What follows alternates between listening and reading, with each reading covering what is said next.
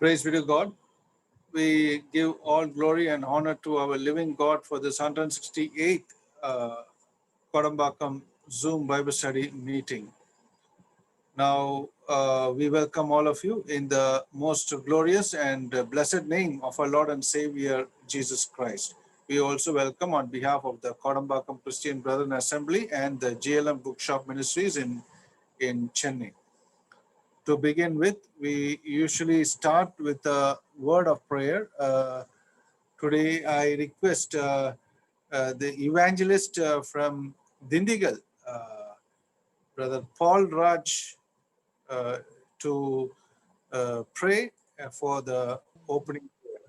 Over to Dindigal, Brother Paul Raj, evangelist, to open with the word of prayer. Praise the Lord, brother. Praise the Lord, brother. நாம் ஜெபிப்போம்.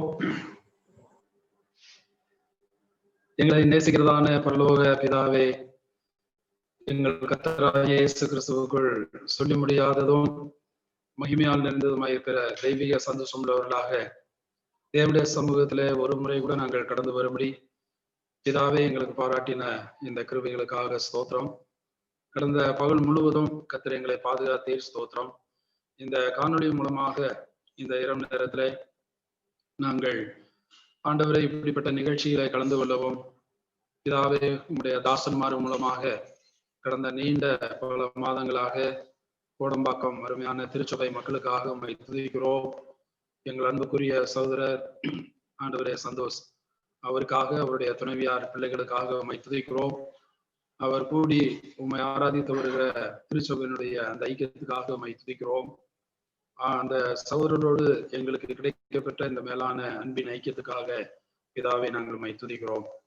இதை இந்நாள் வரைக்கும் எங்கள் எல்லாருடைய வாழ்க்கையிலும் தேவன் சொல்லி முடியாத ஸ்தோத்திரம்.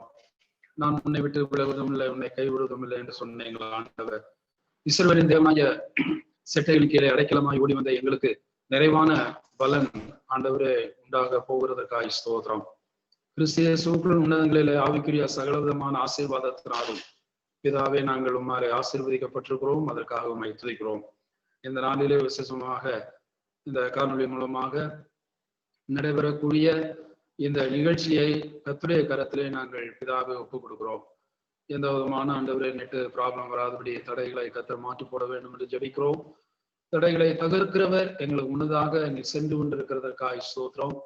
ஆண்டவரே பல பிரயாசங்களின் மத்தியில இப்படிப்பட்ட காரியங்களை முயற்சி எடுத்து வருகிற எங்கள் சோதருக்காக உம்மை துதிக்கிறோம். தெய்வ ஜனங்களுடைய ஆத்மீக அந்த நல்வாழ்வை கருதி இந்த நாட்களிலே இப்படிப்பட்டதான அந்த சூழ்நிலையாக ஆண்டவரே உலகத்திலே பற்பல இடங்களில் உள்ள கர்த்தருடைய தாசர்களை அவர்களுக்கு அழைப்புதலை கொடுத்து, தேவ ஜனங்களுக்கு அழைப்புதலை கொடுத்து ஆண்டவரே கர்த்தருடைய செய்தியை வழங்கும்படியாக ஆண்டவரே இப்படிப்பட்ட ஒரு ஆவிக்குரிய ஒரு சிந்தையோடு நோக்கத்தோடு உடைய தாசன் எடுக்கிற எல்லா முயற்சிக்காக துதிக்கிறோம். தொடர்ந்து இந்த வேலையை நீர் பொறுப்படுத்திக் கொள்வீராக. கர்த்தருடைய பிரசன்னம் எங்கள் மத்தியில இருக்கட்டும். தேவாயுடைய ஆளுகை ஆண்டவரே எல்லா காரியத்திலும் இருக்க வேண்டும் என்று நாங்கள் ஜெபிக்கிறோம். உடைய ஒத்துழைப்பை நாங்கள் நாடி நிற்கிறோம். பாடலை பாடக்கூடிய அருமையான தேவனுடைய பிள்ளைகளுக்காக உம்மை துதிக்கிறோம். அவர்களையும் கர்த்தர் பலப்படுத்துவீராக. அந்த பாடல் மூலம் உடைய நாம் மகிமைப்பட வேண்டும் என்று ஜெபிக்கிறோம்.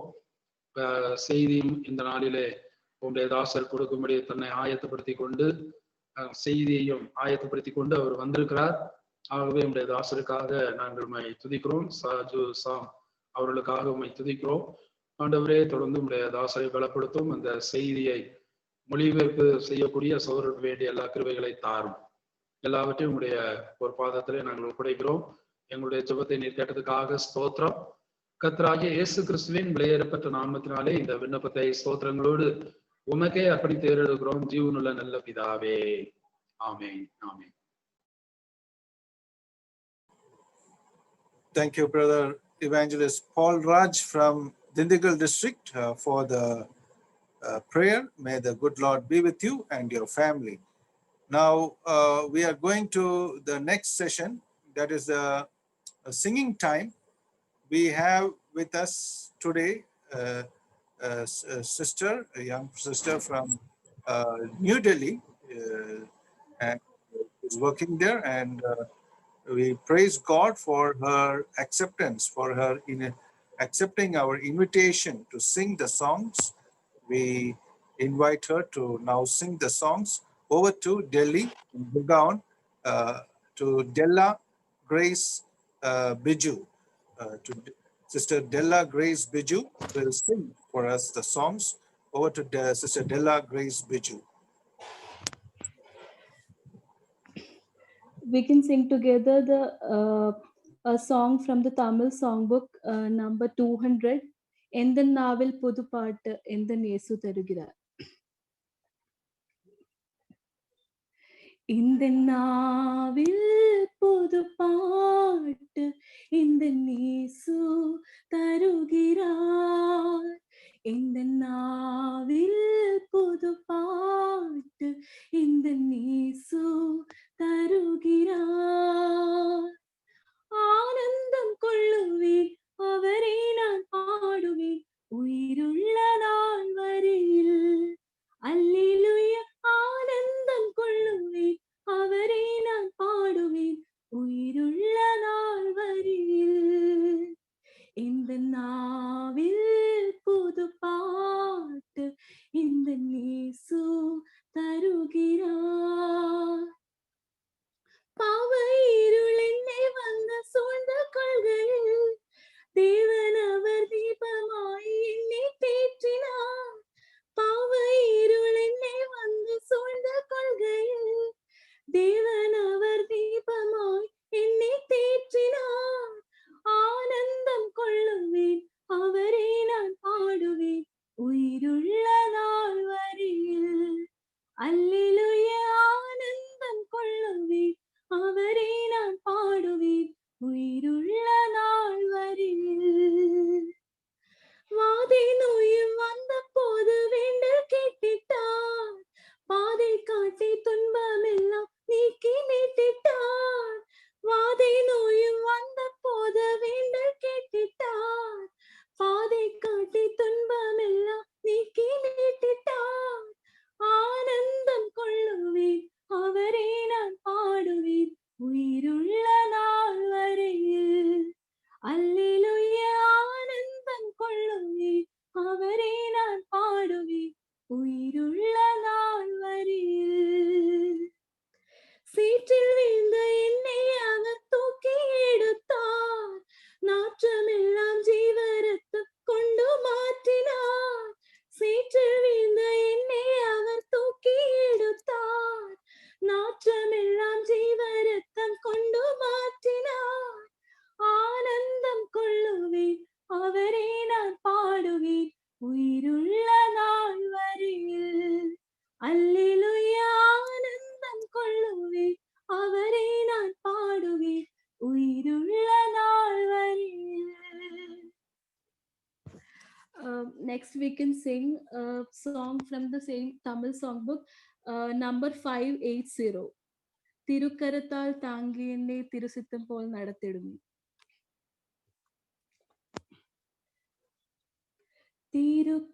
திருக்கரத்தால் தாங்கி என்னை திருசித்தம் போல் நடத்திடுமே. குயவன் கையில் களிமண்ணால் அனுதினம் நீர் வனைந்திடுமே. குயவன் கையில் களிமண்ணால் அனுதினம் நீர் வனைந்திடுமே. வசனம் தியானிக்கையில் இதயம்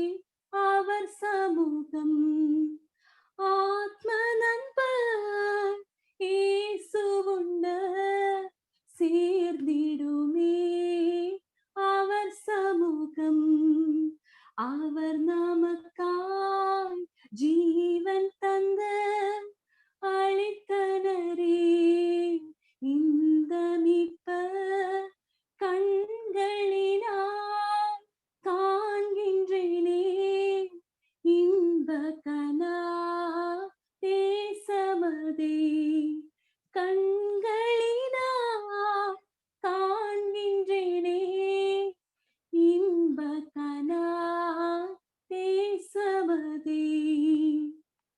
Thank you.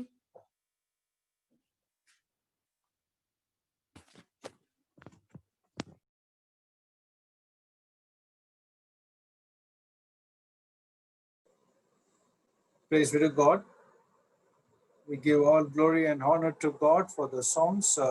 Thank you, Sister Della Grace Biju from Delhi, for the songs. May the Lord bless you more in singing talents and be with you in the places where you go, in the church and wherever you go. May the good Lord be with you. We thank you for all the ways God has led you. So now we welcome all of you in the most blessed and holy name of our Lord and Savior Jesus Christ. We also welcome on behalf of the Kodambakam Christian Brethren Assembly and the GLM Bookshop Ministries in Chennai.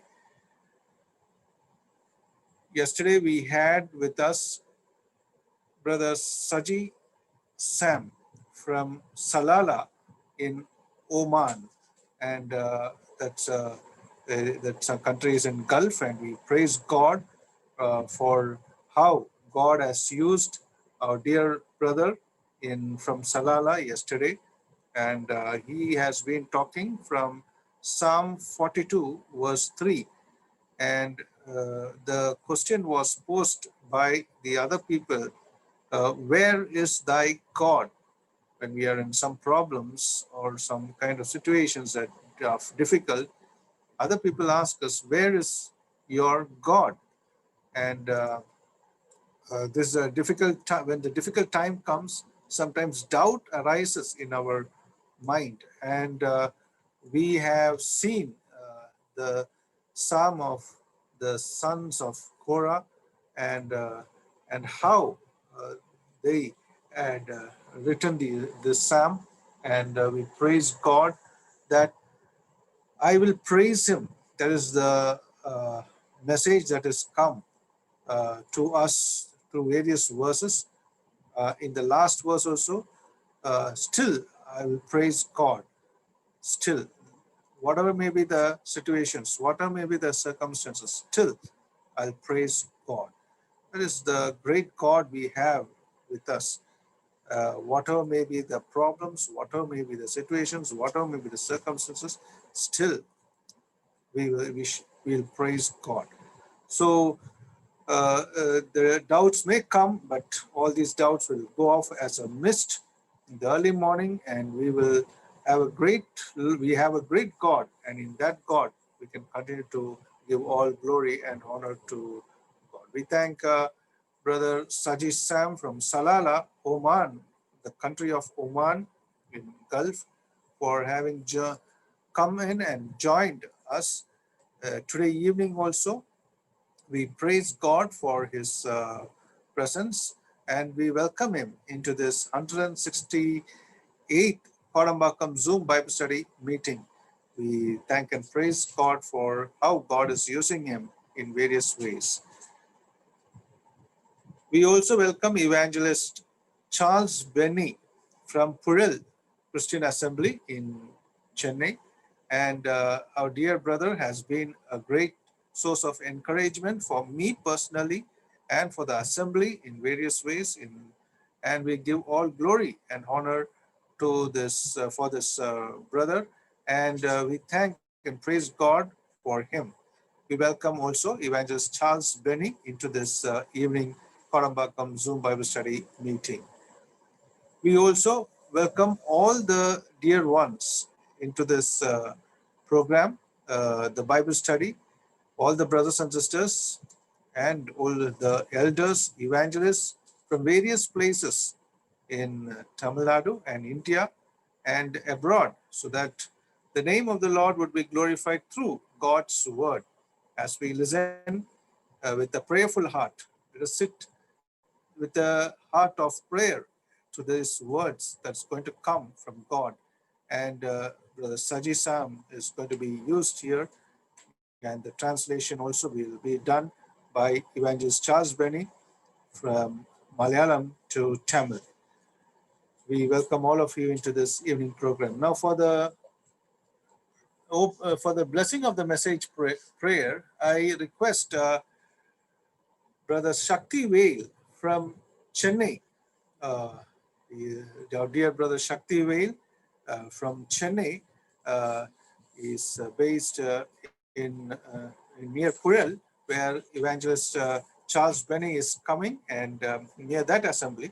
We request Brother Shakti Vail of Chennai to pray for the blessing of the message. Over to Brother Shakti Vail. Praise the Lord, brother. Praise the Lord, brother. கேக்குதா? கேக்குது. ஜெபம் செய்வோம். கிருபையுள்ள நல்ல பிதாவே, இந்த மகிழ்ச்சியான மாலை வேளையிலே நன்றியோடு துதிக்கிறோம், ஸ்தோத்திரிக்கிறோம். ஆண்டவரே, கோடம்பாக்கம் திருச்சபையின் மூலமாக நடந்து வருகிற இந்த ஜூம் மீட்டிங்காக உங்களுக்கு நன்றி செலுத்துகிறோம். இப்போதும் உங்களுடைய பாதப்படியிலே எங்களை எல்லாரையும் ஆண்டவரே ஆங்காங்கே இருந்தாலும் இந்த இணையதளை மூலமாக கூட்டி சேர்த்திருக்கிற இதற்காக ஸ்தோத்திரம். ஆண்டவரே, 168வது இந்த ஜூம் மீட்டிங்ல ஆண்டவரே உங்களுடைய வேதத்தின் மகத்துவத்தை உங்களுடைய தேவ பிள்ளைகளை கற்றுக்கொள்ளும்படியாக, போதிக்கும்படியாக, ஆண்டவரே அநேகர் இதன் மூலமாக ஆசீர்வதிக்கப்படும்படியாக ஆண்டவரே இந்த திருச்சபைக்கு நீர் பாராட்டி வருகிற கிருபைக்காக நன்றி செலுத்தி ஸ்தோத்திரிக்கிறோம். இந்த வேலையிலும் கூட இப்படி பாதபடியிலே நாங்கள் அமர்ந்திருக்கிறோம். அருமையான சகோதரன் சஜு சாம் அவர்களுக்காக வேண்டிக் கொள்கிறோம். ஆண்டவரே, ஓமனிலிருந்து சகோதரன் தொடர்பு கொள்ள இருக்கிறார். தேவ ஆவியானவர் ஆண்டவரே நீர் இடைக்கட்டி அருமையான சகோதரனை எடுத்துப்படியாக சகலவித கிருபை தரும்படியாக கெஞ்சி கேட்கிறோம். அந்த மலையாள செய்தியை தமிழில மொழிபெயர்க்க இருக்கிற எங்கள் பிரியமான சகோதரன் சார்ல்ஸ் பென்னிக்காக வேண்டிக் கொள்கிறோம். சகோதரனுக்கு ஏற்ற வார்த்தையை கொடுத்து ஆண்டவரே அதனுடைய ஜீவனாக அந்த வார்த்தையானது வெளிப்பட கர்த்தர் அருள் புரிம்படியாய் வந்து செய்கிறோம். ஆண்டவரே, இயற்கை, மின்சாரம், ஆண்டவரே மற்றும் தொலைத்தொடர்பு எல்லாவற்றையும் நீர் ஆண்டு கொள்ளும். ஆண்டவரே, உங்களுடைய நாம மாத்திரமே மையப்படுவதாக. பங்கு கொள்கிற ஒவ்வொரு சகோதர சகோதரிகளுக்கும் பயனுள்ளதாக ஆசீர்வாதமா இருக்க நீர் ஆண்டவரே ஆண்டு கொள்ளும். எங்களோடு பேசும் கர்த்தாவே, நாங்கள் கேட்கிறோம் என்ற சிந்தையோடு கூட அமர்ந்திருக்கிற வேளையிலே உடைய மெல்லிய தேவ ஆவியானவர் உடைய மெல்லிய சத்தத்தை சகோதரன் மூலமாக எங்களுக்கு வெளிப்படுத்த கெஞ்சி கேட்கிறோம். திருச்சபையாருக்கு பாராட்டி இருக்கிற எல்லாவித கிருபைக்காக நன்றி. தொடர்ந்து உடைய நன்மையினால் நிரப்பும். ஆண்டவராயிருக்கிற இயேசு கிறிஸ்துவின் திருநாமத்திலே சோதரத்தோடு யாவையும் வேண்டிக் கொள்கிறோம் ஜீவனுள்ள நல்ல பிதாவே. ஆமென். Thank you, brother Shakti Vail from Chennai. May the good Lord be with you and bless you abundantly for the prayer. Now we are going into the Bible study time. Over to the country of Oman, to Brother Saji Sam, and to Chennai, Brother Evangelist Charles Benny. தேவநாமம் மகத்துப்படுமாறாகட்டும். ஆண்டவருடைய நாமம் மகிமைப்படுவதாக. വീണ്ടും ഒരിക്കൽ കൂടി നമുക്ക് ഒരുമിച്ച് ദൈവസന്നിധിയിലായിരിക്കാൻ ഇടയായതോർത്ത് ദൈവത്തെ സ്തുതിക്കുന്നു. மேலும் ஒரு முறை கூட நாம் தேவனுடைய சமூகத்திலே சேர்ந்திருக்கும்படி தேவன் கொடுத்த கிருபைக்காக கர்த்தரை துதிக்கிறேன். കഴിഞ്ഞൊരു പകൽക്കാലം ദൈവം നമ്മെ അത്ഭുതകരമായി പരിപാലിച്ചു. கடந்த பகல் முழுவதும் ஆண்டவர் நம்மளை அற்புதமாக பராமரித்தார். ദൈവത്തിന്റെ കൃപകൾ നന്മകൾ ധാരാളമായിട്ട് അനുഭവിപ്പാൻ തക്കവണ്ണം ദൈവം നമ്മെ സഹായിച്ചു. தேவனுடைய கிருபையையும் நன்மைகளையும் அதிகமாய் நாம் அனுபவிக்கும்படி தேவன் நமக்கு உதவி செய்தார். ഈ സന്ധ്യാസമയത്ത് ദൈവത്തിന്റെ മാറ്റമില്ലാത്ത വചനത്തിന് മുൻപാകെ ആയിരിക്കാൻ തക്കവണ്ണം ദൈവം നമ്മെ അനുവദിച്ചത് ഓർത്ത് ദൈവത്തെ സ്തുതിക്കാം. இந்த மாலை வேளையிலே வாக்கு மாறாத வேத வசனத்திற்கு முன்பாக அமர்ந்திருக்கும்படி தேவன் கொடுத்திருக்கிற கிருபைக்காக அவரை துதிப்போம். കഴിഞ്ഞ ദിവസം നാം ദൈവവചനത്തിന്റെ മാറ്റമില്ലാത്ത ചില സത്യങ്ങളെ ശ്രദ്ധിക്കുവാൻ തക്കവണ്ണം ഇടയായിട്ടുണ്ട്.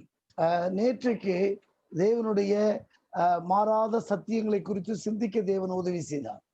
നിന്റെ ദൈവം എവിടെ എന്നുള്ള ചോദ്യത്തിന്റെ മുൻപിൽ തകർന്നു പോയതായിരിക്കുന്ന ദൈവ പൈതലിനെ ദൈവം എപ്രകാരം ശക്തീകരിച്ചു എന്നുള്ളതാണ് നമ്മുടെ ചിന്താവിഷയം.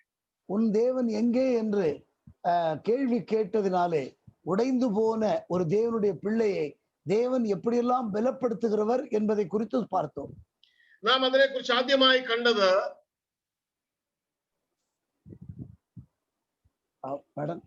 നാം അതിനെക്കുറിച്ച് ആദ്യമായി ശ്രദ്ധിച്ചത് நாம் அதை குறித்து முதலாவது சிந்தித்தது ദൈവം അവന് വേണ്ടി കൊടുത്തതായിരിക്കുന്ന ഒരു വലിയ വിലയെ കുറിച്ചാണ്. தேவன் அதற்காக கொடுத்த ஒரு பெரிய விலை என்ன என்பதை குறித்து. സർവ്വലോകത്തെക്കാളും വിലയുള്ളതായിരിക്കുന്ന തന്റെ വിലയേറിയ രക്തം കൊടുത്ത് ആ ദൈവം ഇതിനെ സമ്പാദിച്ചു എന്നുള്ളതാണ് ദൈവം അവനെ പഠിപ്പിച്ചത്. இந்த அகில உலகத்தை விட மிக விலையுயர்ந்த தன்னுடைய இரத்தத்தை கொடுத்து அந்த தேவனுடைய பிள்ளையை அவர் சம்பாதித்திருக்கிறார். ദൈവവചനം പറയുന്നത് പോലെ നിർദോഷവും നിഷ്കളങ്കവുമായിരിക്കുന്ന ഒരു കുഞ്ഞാടിന്റെ രക്തം. வேதவசனத்திலே சொன்னது போல களங்கமில்லாத மாசில்லாத ஒரு ஆட்டுக்குட்டியின் ரத்தம். ആ വലിയൊരു വിലയാണ് ആ ദൈവത്തിനെ കുറിച്ച് നമുക്ക് കാണുവാനായിട്ട് കഴിയുന്നത്. அப்படிப்பட்ட ஒரு பெரிய விலை அந்த தேவனுடைய பிள்ளைக்காக அவர் கொடுத்திருக்கிறார். ഇന്ന് നാം ചിന്തിക്കുവാൻ ആഗ്രഹിക്കുന്നത്, இன்றைக்கு நாம் சிந்திக்க வேண்டும் என்று விரும்புவது ആ വീണ്ടെടുപ്പിൽ വ്യാപരിച്ച ദൈവ കൃപയെ കുറിച്ചാണ്. அந்த ரட்சிப்பு அல்லது மீட்பில் செயல்பட்ட தேவனுடைய கிருபையை குறித்து. ഒരു കൃപയുടെ അത്യന്ത ധനം ആ വീണ്ടെടുപ്പിൽ വ്യാപരിച്ചിട്ടുണ്ട്. அந்த ரட்சிப்பில் ஒரு தேவனுடைய கிருபையினுடைய ஒரு பெரிய அளவற்ற செயல்பாடு காணப்பட முடியும். ജീവനുള്ള ദൈവത്തോടുള്ള ബന്ധത്തിൽ ആ കൃപ നമുക്ക് കാണുവാനായിട്ട് കഴിയും. ஜீவனுள்ள தேவனோடு கூட உள்ள ஒரு உறவு அல்லது ஐக்கியத்தில் அந்த கிருபையை நாம் பார்க்க முடியும். ഈ ലോകത്തോടുള്ള ബന്ധത്തിൽ നമുക്ക് ലഭിച്ച ദൈവകൃപയെ കുറിച്ച് നമുക്ക് ചിന്തിക്കുവാനായിട്ട് കഴിയും. இந்த உலகத்தோடு உள்ள ஒரு ஒரு ஒரு உறவிலும் கூட தேவன் நமக்கு கொடுத்திருக்கிற கிருபையை நாம் பார்க்க முடியும். ഇവിടെ കോരഹപുത്രന്മാർ ദൈവത്തിന്റെ സന്നിധിയിലേക്ക് ആ യാഗപീഠത്തിന്റെ മുൻപിലേക്ക് കടന്നു വരുമ്പോൾ, இங்கே கோராகின் புத்திரர் தேவனுடைய சந்நிதியிலே பலிபீடத்திற்கு முன்பாக வரும்போது അവിടെ അവന് വേണ്ടി നൽകപ്പെട്ട ആ ഊനമില്ലാത്ത ജീവന് പിന്നിൽ വ്യാപരിച്ച ദൈവത്തിന്റെ കൃപ, அவருக்காக கொடுக்கப்பட்ட பழுதற்ற ஒரு ஜீவன், அதிலே காணப்பட்ட தேவனுடைய கிருபை ഏതൊരു ഇസ്രായേലിനേക്കാളും ആ യാഗപീഠവുമായി ആ കോരഹിന്റെ മക്കൾക്ക് പ്രത്യേകമായിരിക്കുന്ന ഒരു ബന്ധമുണ്ട്. மற்ற இஸ்ரவேலர் யாரை விட இந்த கோராகின் புத்திரருக்கு அந்த பலிபீடத்தோடு ஒரு பெரிய ஐக்கியம் உண்டு. ആ യാഗപീഠത്തിന്റെ മുൻപിലേക്ക് അവർ കടന്നു വരുമ്പോൾ അവർ ദൈവ കൃപയുടെ വലിയൊരു സാക്ഷ്യമാണ്. அந்த பலிபீடத்திற்கு அருகே அவர்கள் வரும்போது தேவனுடைய கிருபையை குறித்த ஒரு பெரிய சாட்சி அவர்கள். നാം സംഖ്യാപുസ്തകം 16-ാം അധ്യായത്തിലേക്ക് ആ വിഷയത്തെ കുറിച്ച് ചിന്തിക്കുവാനായിട്ട് കടന്നു വരാം. நாம் எண்ணாகமம் 16-ാം അധ്യായം, எண்ணாகமம் 16-ாம் அதிகாரத்தில் അവിടെ കോരഹിന്റെ പിതാക്കന്മാരുടെ മേലുള്ള ദൈവത്തിന്റെ ന്യായവിധിയെ കുറിച്ച് നമുക്ക് കാണുവാനായിട്ട് കഴിയും.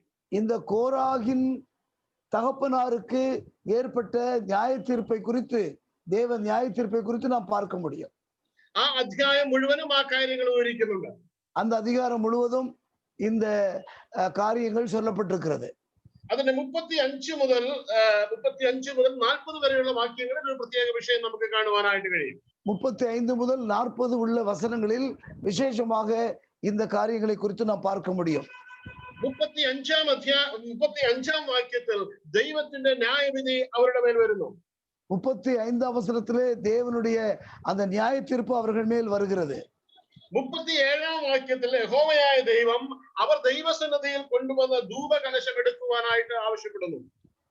அங்கே 36-ாம் வசனத்திலே அவர்கள் தூப கலசத்தை கொண்டு வந்து அதை எடுக்கக்கூடிய ஒரு காரியத்தை குறித்து வாசிக்கிறோம். അത് അടിച്ചു പരത്തി ആ യാഗപീഠത്തെ പൊതിയുവാനായിട്ട് ദൈവം ആവശ്യപ്പെടുന്നു. அந்த அவர்கள் கலகக்காரர்கள் கொண்டு வந்த அந்த தூப கலசத்தை அடித்து சரியாக்கி அந்த பீடத்தை பொதியும்படி கர்த்தர் சொல்லுகிறார். 40-ാം വാക്യത്തിൽ യഹോവയായ ദൈവം അവരോട് പറയുന്നത്, 40-ாம் வசனத்திலே கர்த்தராகிய தேவன் சொல்லுகிறார், ഒരു ஞாபகമായി അവയെ യാഗപീഠത്തിന്മേൽ പൊതിയുക എന്നാണ്. அது ஒரு ஞாபக குறியாய் இருக்கும் பொருட்டு அதை நீங்கள் மூட வேண்டும், பலிபீடத்தை மூட வேண்டும் பொன் தகட்டால் என்று சொல்லுகிறார். ദൈവത്തിന്റെ ഒരു ന്യായവിധിയുടെ അടയാളമായി ആ യാഗപീഠത്തിന്മേൽ പൊതിയപ്പെട്ടതായിരിക്കുന്ന ഒരു താമ്രപ്പലക നമുക്ക് കാണുവാനായിട്ട് കഴിയും. இங்கே தேவனுடைய நியாய தீர்ப்பு விளங்கிய அந்த பலிபீடத்தை அந்த அந்த பொற்தகடால் மூடப்பட்டிருக்கிறது. இஸ்ரேல் மக்களுக்கு சாட்சியமாயிட்டான அது അവിടെ വെച്ചിരിക്കുന്നത്. இஸ்ரவேல் ஜனங்களுக்கு ஒரு சாட்சியாக அது வைக்கப்பட்டிருக்கிறது. ഈ കോരഹിന്റെ മക്കൾ ആ യാഗപീഠത്തിന്റെ അരികിലേക്ക് കടന്നു വരുമ്പോൾ അവർ കാണുന്നത് അവരുടെ പിതാക്കന്മാരുടെ മേലുള്ള ദൈവ ന്യായവിധിയുടെ അടയാളമാണ്. இந்த கோராகின் புத்திரர் இந்த பலிபீடத்தண்டை வரும் பொழுது அவர்கள் கண்ணில் படுவது தங்களுடைய பிதாக்கள் தேவனால் நியாயம் தீர்க்கப்பட்டதை அவர்கள் காண்கிறார்கள். ഏതൊരു ഇസ്രായേലിനേക്കാളും അവരുടെ ഹൃദയത്തെ സ്പർശിക്കുന്നതാണ് ആ ചിന്തകൾ. வேறு எந்த ஒரு இஸ்ரவேலரை காட்டிலும் இவருடைய இருதயத்தை அசைக்கிற ஒரு காரியம். എന്നാൽ ആ യാഗപീഠത്തിന്റെ മുമ്പിൽ അവന്റെ മക്കൾ ദൈവ കൃപയിൽ നിന്നുകൊണ്ട് ദൈവത്തെ ആരാധിക്കുന്നു. அந்த பலிபீடத்திற்கு முன்னாலே தேவனுடைய கிருபையை பெற்றுக்கொண்டவர்களாய் தேவனுடைய பிள்ளைகள் ஆராதிக்கிறார்கள். ആ യാഗപീഠം ദൈവത്തിന്റെ ന്യായവിധിയുടെ സാക്ഷ്യമാണെങ്കിൽ அந்த பலிபீடம் தேவனுடைய நியாய தீர்ப்பின் ஒரு அடையாளமான சாட்சியாக இருக்குமானால் ആ കോരഹിന്റെ പുത്രന്മാർ ദൈവത്തിന്റെ അളവറ്റ കൃപയുടെ സാക്ഷ്യങ്ങളാണ്. அந்த கோராகின் புத்திரர் தேவனுடைய அளவற்ற கிருபைக்கு அடையாளமாய் சாட்சியாய் இருக்கிறார்கள். ആ ദൈവ കൃപയിലേക്ക് അവരെ നയിച്ചത് എന്താണെന്ന് നമുക്ക് കാണുവാനായിട്ട് കഴിയും. அந்த தேவனுடைய கிருபைக்குள்ளாக கோராகின் புத்திரரை வழிநடத்தினது எது என்று நான் பார்க்க முடியும். നാം നമ്മുടെ രക്ഷയെ കുറിച്ച് പഠിക്കുമ്പോൾ എബ്രായ ലേഖനം 4-ാം അധ്യായത്തിൽ ഒരു പദപ്രയോഗം നമുക്ക് കാണുവാനായിട്ട് കഴിയും. நம்முடைய ரட்சிப்பை குறித்து நாம் வாசிக்கும் போது எபிரேயர் நிருபத்திலே நாம் ஒரு வார்த்தை வாசிக்க முடியும். എബ്രായ ലേഖനം 4-ാം അധ്യായം അതിന്റെ 1-2 വാക്യങ്ങളിലാണ് നാം അത് കാണുന്നത്. எபிரேயர் 4-ாம் அதிகாரம் 1-2 வசனங்களிலே நாம் அதை பார்க்கிறோம். 2-ാം വാക്യം ഇങ്ങനെ വായിക്കുന്നു. 2-ாம் வசனத்தில் இப்படி வாசிக்கிறோம். അവരെ പോലെ നാമും ഒരു സദ്വർത്തമാനം കേട്ടവരാകുന്നു. அவர்களை கேட்டவர்கள் விசுவாசம் இல்லாமல் கேட்டபடியினால் அவர்கள் கேட்ட வசனம் அவர்களுக்கு பிரயோஜனப்படவில்லை. എങ്കിലും കേട്ടവരിൽ വിശ്വാസമായി പരിണമിക്കായതുകൊണ്ട് அவர்கள் கேட்டவர்களிடத்திலே அந்த விசுவாசம் பெருகாமல் இருந்ததினாலே ഇസ്രായേൽ ജനത്തെ ദൈവം തള്ളിക്കളഞ്ഞതിനെ കുറിച്ചാണ് നമ്മോട് വായിക്കുന്നത്. இஸ்ரவேல் ஜனங்கள் ஆண்டவரை புறம்பே தள்ளினார்கள், அதை குறித்து தான் இங்கே சொல்லப்பட்டிருக்கிறது. അവർ കേട്ട സദ്വർത്തമാനം അവർക്ക് വിശ്വാസമായി പരിണമിച്ചില്ല. அவர்கள் கேட்ட அந்த சத்தியம் அவர்கள் விசுவாசத்திற்கு ஏதுவாய் பெருகவில்லை. അതേ വിഷയം നമുക്ക് സംഖ്യാപുസ്തകം 16-ാം അധ്യായത്തിൽ കാണുവാനായിട്ട് കഴിയും. அதே விஷயத்தை எண்ணாகமம் 16-ாம் அதிகாரத்திலே நாம் பார்க்க முடியும். സംഖ്യാപുസ്തകം 16-ാം അധ്യായം 26-ാം വാക്യത്തിൽ ദൈവത്തിന്റെ ഒരു വചനം സദ്വർത്തമാനമോടെ കാണുവാനായിട്ട് കഴിയും. எண்ணாகமம் 16:26 தேவனுடைய வசனத்தை குறித்து தெளிவாய் நாம் பார்க்க முடியும். ദൈവത്തിന്റെ ന്യായവിധിയിൽ നിന്ന് മാറിപ്പോകുവാനായിട്ടുള്ള ദൈവത്തിന്റെ ആഹ്വാനം, தேவனுடைய நியாய தீர்ப்பிலிருந்து விலகி போகக்கூடியதற்கான ஒரு காரியம், അവരുടെ കൂടാരങ്ങളിൽ നിന്നും അവരുടെ സാമാനങ്ങൾക്കിടയിൽ നിന്നും മാറിപ്പോകുവാൻ തക്കവണ്ണം ഒരു ആഹ്വാനം ദൈവം അവിടെ കൊടുക്കുന്നു. அவர்கள் இருக்கக்கூடிய இடத்தை விட்டு அவர்களுடைய வாசஸ்தலத்தை விட்டு கூடாரத்தை விட்டு விலகி போகும்படி கர்த்தர் அவர்களுக்கு அறிவுரை சொல்லுகிறார்.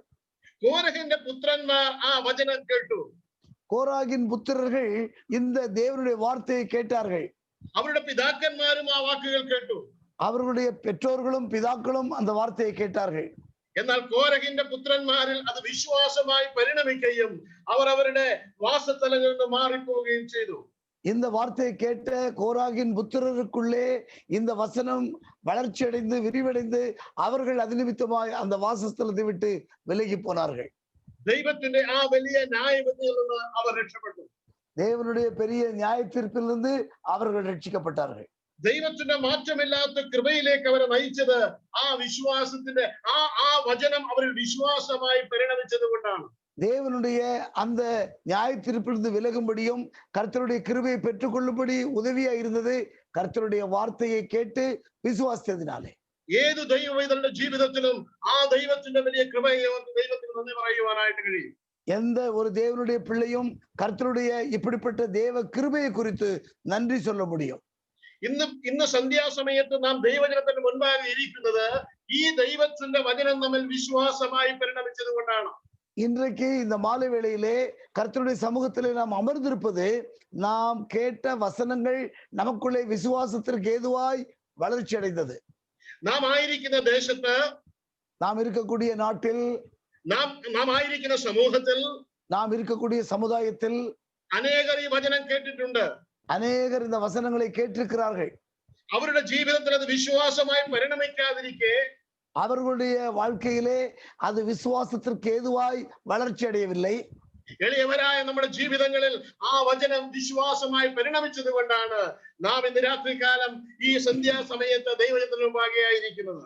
எளிய மக்களாகிய நம்முடைய வாழ்க்கையிலே நாம் கேட்ட வசனம் விசுவாசத்திற்கு ஏதுவாய் வளர்ச்சி அடைந்ததினாலே இந்த மாலை வேளையிலே கர்த்தருடைய சமூகத்திலே நாம் வசனம் கேட்கும்படி அமர்ந்திருக்கிறோம். അനേക ദൈവ ക്രോധത്തിന്റെ കീഴിൽ ഇത് നമുക്ക് ചുറ്റുമായിരിക്കുമ്പോൾ ദൈവപ്രസാദത്തിനായിരിക്കുവാൻ തക്കവണ്ണം ദൈവമുഖ പ്രസാദത്തിനായിരിക്കുവാൻ തക്കവണ്ണം ദൈവം നമ്മെ സഹായിച്ചിരിക്കുന്നു.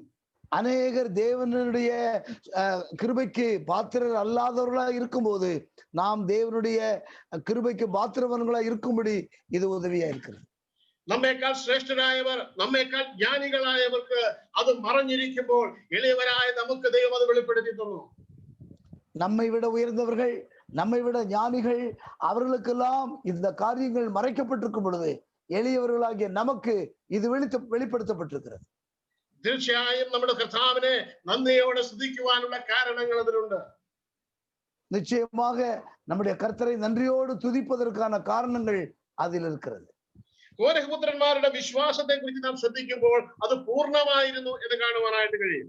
கோராகு புத்திரனுடைய விசுவாசத்தை குறித்து வாசிக்கும் பொழுது அது முழுமையான பரிபூர்ணமான விசுவாசமாக இருந்தது என்று பார்க்க முடியும். തന്നിൽ വിശ്വസിക്കുന്നതിനെ കുറിച്ച് പറയുമ്പോൾ കർത്താവായ യേശു ക്രിസ്തു പറഞ്ഞ ഒരു ഭാഗം ലൂക്കോസിന്റെ സുവിശേഷം 14-ാം അധ്യായത്തിൽ നമുക്ക് കാണാം. தன்னை விசுவாசிக்கிறவர்களை குறித்து லூக்காஸ் விசேஷம் 14-ாம் அதிகாரத்திலே நாம் பார்க்க முடியும். അതിന്റെ 26-ാം വാക്യത്തിൽ അത് നാം കാണുന്നു. 26-ാം വചനത്തിலே நாம் அதை பார்க்க முடியும். എന്റെ അടുക്കൽ വരികയും അപ്പനെയും അമ്മയെയും ഭാര്യയെയും മക്കളെയും സഹോദരന്മാരെയും സഹോദരികളെയും സ്വന്തം ജീവനെയും കൂടെ പകയ്ക്കാതിരിക്കുകയും ചെയ്യുന്നവന് എന്റെ ശിഷ്യനായിരിക്കാൻ കഴിയുകയില്ല. என்னிடத்தில் வந்து தன் தகப்பனையும் தாயையும் மனைவியையும் பிள்ளைகளையும் சகோதரரையும் சகோதரிகளையும் தன் ஜீவனையும் வெறுக்காவிட்டால் எனக்கு சீஷனாய் இருக்க மாட்டான். തന്നേക്കാൾ ശ്രേഷ്ഠമായി ഈ ലോകത്തിലുള്ള യാതൊന്നിനെയും സ്നേഹിക്കുവാൻ ദൈവം നമ്മെ കുറിച്ച് ആഗ്രഹിക്കുന്നില്ല. ஆண்டவரை விட மிக அதிகமாய் இந்த உலகத்தில் யாரையும் நேசிக்க தேவன் விரும்பவில்லை. ഈ കോരഹപുത്രന്മാരുടെ ജീവിതത്തിലേക്ക് കടന്നു വരുമ്പോൾ ആ ഒരു വലിയ സാക്ഷ്യം നമുക്ക് കാണുവാനായിട്ട് കഴിയും. இந்த கோராகு புத்திரனுடைய வாழ்க்கையிலே நாம் வரும்பொழுது இந்த காரியத்தை நாம் சாட்சியாக பார்க்க முடியும். അവരുടെ പിതാക്കന്മാരെയും അവർക്കുള്ള സകലത്തിനേക്കാളും ജീവനുള്ള ദൈവത്തെ അവർ സ്നേഹിച്ചു. அவர்களுடைய பெற்றோரை காட்டிலும் அவர்களுக்குண்டான எதையும் விட ஜீவனுள்ள தேவனை அவர்கள் நேசித்தார்கள். ദൈവവചനത്തെ അവർ മാനിച്ചു. தேவனுடைய வசனத்தை அவர்கள் கனம் பண்ணினார்கள். അവർ വിശ്വാസത്തോടെ അത് വിശ്വാസമായി അവരുടെ ജീവിതങ്ങളിൽ പരിവർത്തിച്ചു. அந்த வசனங்கள் விசுவாசமாய் அவருடைய வாழ்க்கையிலே பெருக்கமடைந்தது. അവർ ദൈവത്തിനു വേണ്ടി വേർതിരിക്കപ്പെട്ടു. அவர்கள் தேவனுக்காக பிரித்தெடுக்கப்பட்டார்கள்.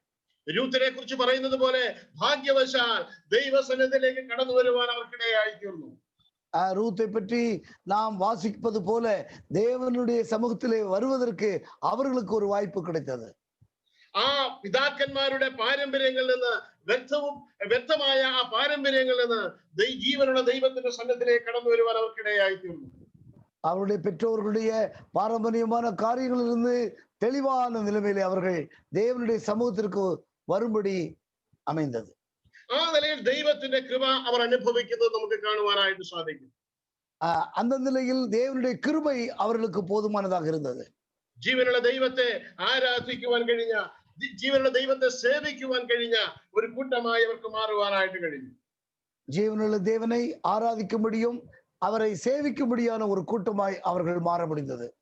മത്സരികളായിരുന്ന അവരുടെ പിതാക്കന്മാരുടെ പാരമ്പര്യത്തിൽ നിന്ന് ദൈവത്തെ അനുസരിക്കുവാനായിട്ട് അവർക്ക് ഇടയായി തീർന്നു. அவர்களுடைய பெற்றோர்களுடைய அந்த குறைபாடுகளில் இவர்கள் சிக்கிக்கொள்ளாதபடி காணப்பட தப்பிக்க முடிந்தது. നമ്മുടെ ജീവിതത്തിൽ ആ നിലയിൽ വിശ്വസിക്കുവാനും ദൈവമക്കളായി തീരുവാനും നമുക്ക് ഭാഗ്യം ലഭിച്ചിട്ടുണ്ട്. நம்முடைய வாழ்க்கையிலும் கூட இப்படிப்பட்ட கர்த்தருடைய வார்த்தைகளை விசுவாசிக்கும்படியாக அந்த பாக்கியத்தை பெற்றுக்கொள்ளும்படியான ஒரு ஸ்லாக்கியம் கிடைத்தது. എന്നാൽ നാം ആ നിലയിൽ വിശ്വാസത്താൽ ദൈവമക്കളായി തീരുന്നാലും അതിനും ഒന്നും പ്രശംസിപ്പാനില്ല എന്നാണ് ദൈവവചനം നമ്മോട് പറയുന്നത്. ஆனாலும் அதனாலே நாம் கர்த்தருடைய வசனத்தை ஏற்றுக்கொண்டு நாம் விசுவாசித்திருந்தாலும் கூட அதனால் நம்முடைய வாழ்க்கையில் எப்படிப்பட்ட நிலைமை காணப்பட வேண்டும். എഫെസ്യ ലേഖനം 2-ാം അധ്യായത്തിൽ നാം അത് കാണുന്നുണ്ട്. എഫെസ്യ ലേഖനം 2-ാം അധ്യായം അതിലെ 8-ാം വാക്യത്തിൽ നാം അത് കാണുന്നുണ്ട്. எபேசியர்கள் நிருபம் 2-ஆம் அதிகாரத்திலே நாம் அதை பார்க்க முடியும். കൃപയാലല്ലോ നിങ്ങൾ വിശ്വാസം മൂലം രക്ഷിക്കപ്പെട്ടിരിക്കുന്നത്, അതിനും നിങ്ങൾ കാരണമല്ല. கிருபையினாலே நீங்கள் விசுவாசத்தை கொண்டு ரட்சிக்கப்பட்டீர்கள், இது உங்களால் உண்டானதல்ல, അത് ദൈവത്തിന്റെ ദാനമാണ്, அது தேவனுடைய ஈவு. വിശ്വാസത്താൽ നാം രക്ഷയിലേക്ക് പോകും എന്നുള്ളതിൽ നിന്ന് നമുക്ക് എന്തെങ്കിലും സ്വയമായിട്ട് പ്രശംസിപ്പാനില്ല. விசுவாசத்தை கொண்டு கிருபையினாலே நாம் ரட்சிக்கப்படுகிறோம், சுயமாய் நாம் செய்வதற்கு அதில் ஒன்றுமில்லை. അതിലും വ്യാപരിക്കുന്നത് ദൈവത്തിന്റെ കൃപയാണ്, அதிலும் செயல்படக்கூடியது தேவனுடைய கிருபையாகும். നമുക്കറിയാം, നമ്മെ കുറിച്ച് പറയുന്ന അനുസരണക്കേടിന്റെ മക്കളാണ്. நாம் நம்மை குறித்து வேதம் சொல்லுகிறது கீழ்ப்படியாமையின் பிள்ளைகள். നാം പ്രകൃതിയാൽ കോപത്തിന്റെ മക്കളാണ്. நாம் உண்மையாகவே கோபாக்கினியின் பிள்ளைகள். നാം ദുഷ്പ്രവൃത്തിക്കാരും മനസ്സുകൊണ്ട് അകന്നവരുമാണ് ദൈവസന്നിധിയിൽ. நாம் துர்க்கிரிக்குள்ளானவர்களும் நாம் தேவனை விட்டு விலகினவர்களுமாக இருக்கிறவர்கள். നമ്മെ ദൈവത്തിന്റെ മക്കളാക്കി തീർത്തു എന്ന് പറഞ്ഞാൽ ദൈവത്തിന്റെ വലിയൊരു കൃപ അതിൽ വ്യാപരിക്കുന്നുണ്ട്. அப்படிப்பட்ட நம்மை தேவனுடைய பிள்ளைகளாக மாற்றியிருக்கிறார் என்று சொன்னால் தேவனுடைய ஒரு கிருபை அதிலே காணப்படுது. നാം കോരഹപുത്രന്മാരെ കുറിച്ച് വായിച്ചപ്പോൾ ദൈവം അവരെ തനിക്കായി വേർതിരിച്ചതിനെ കുറിച്ച് നാം ചിന്തിക്കുകയുണ്ടായി. நாம் கோராகின் புத்திரரை குறித்து வாசித்த போது தேவன் அவர்களை தமக்கென்று பிரித்தெடுத்ததை குறித்து நாம் பேசினோம். സംഖ്യാപുസ്തകം 8-ാം അധ്യായത്തിലാണ് നാം അത് വായിച്ചത്. எண்ணாகமம் 8-ஆம் அதிகாரத்திலே நாம் அதை குறித்து வாசித்தோம். അതിന്റെ 12-ാം വാക്യത്തിൽ, அதனுடைய 12வது வசனத்தில் അവിടെ ഒരു യാഗം അർപ്പിച്ചത് നാം ശ്രദ്ധിക്കുകയുണ്ടായി. ஒரு பலி செலுத்தினதை நாம் சிந்தித்தோம். അത് ഒന്ന് പാപയാഗവും ഒന്ന് ഹോമയാഗവും. ஒன்று பாவ நிவாரண பலியும் இன்னொன்று சர்வாங்க தகன பலியும். അവർക്ക് വേണ്ടി നൽകിയ ഊനമില്ലാത്ത ഒരു ജീവനോടുള്ള ബന്ധത്തിലാണ് നാം ആ യാഗത്തെ കുറിച്ച് ചിന്തിച്ചത്. அந்த பலியை குறித்து நாம் சிந்தித்த போது கோராகின் புத்திரருக்காக செலுத்தப்பட்ட பழுதற்ற ஒரு பலியை குறித்து சிந்தித்தோம்.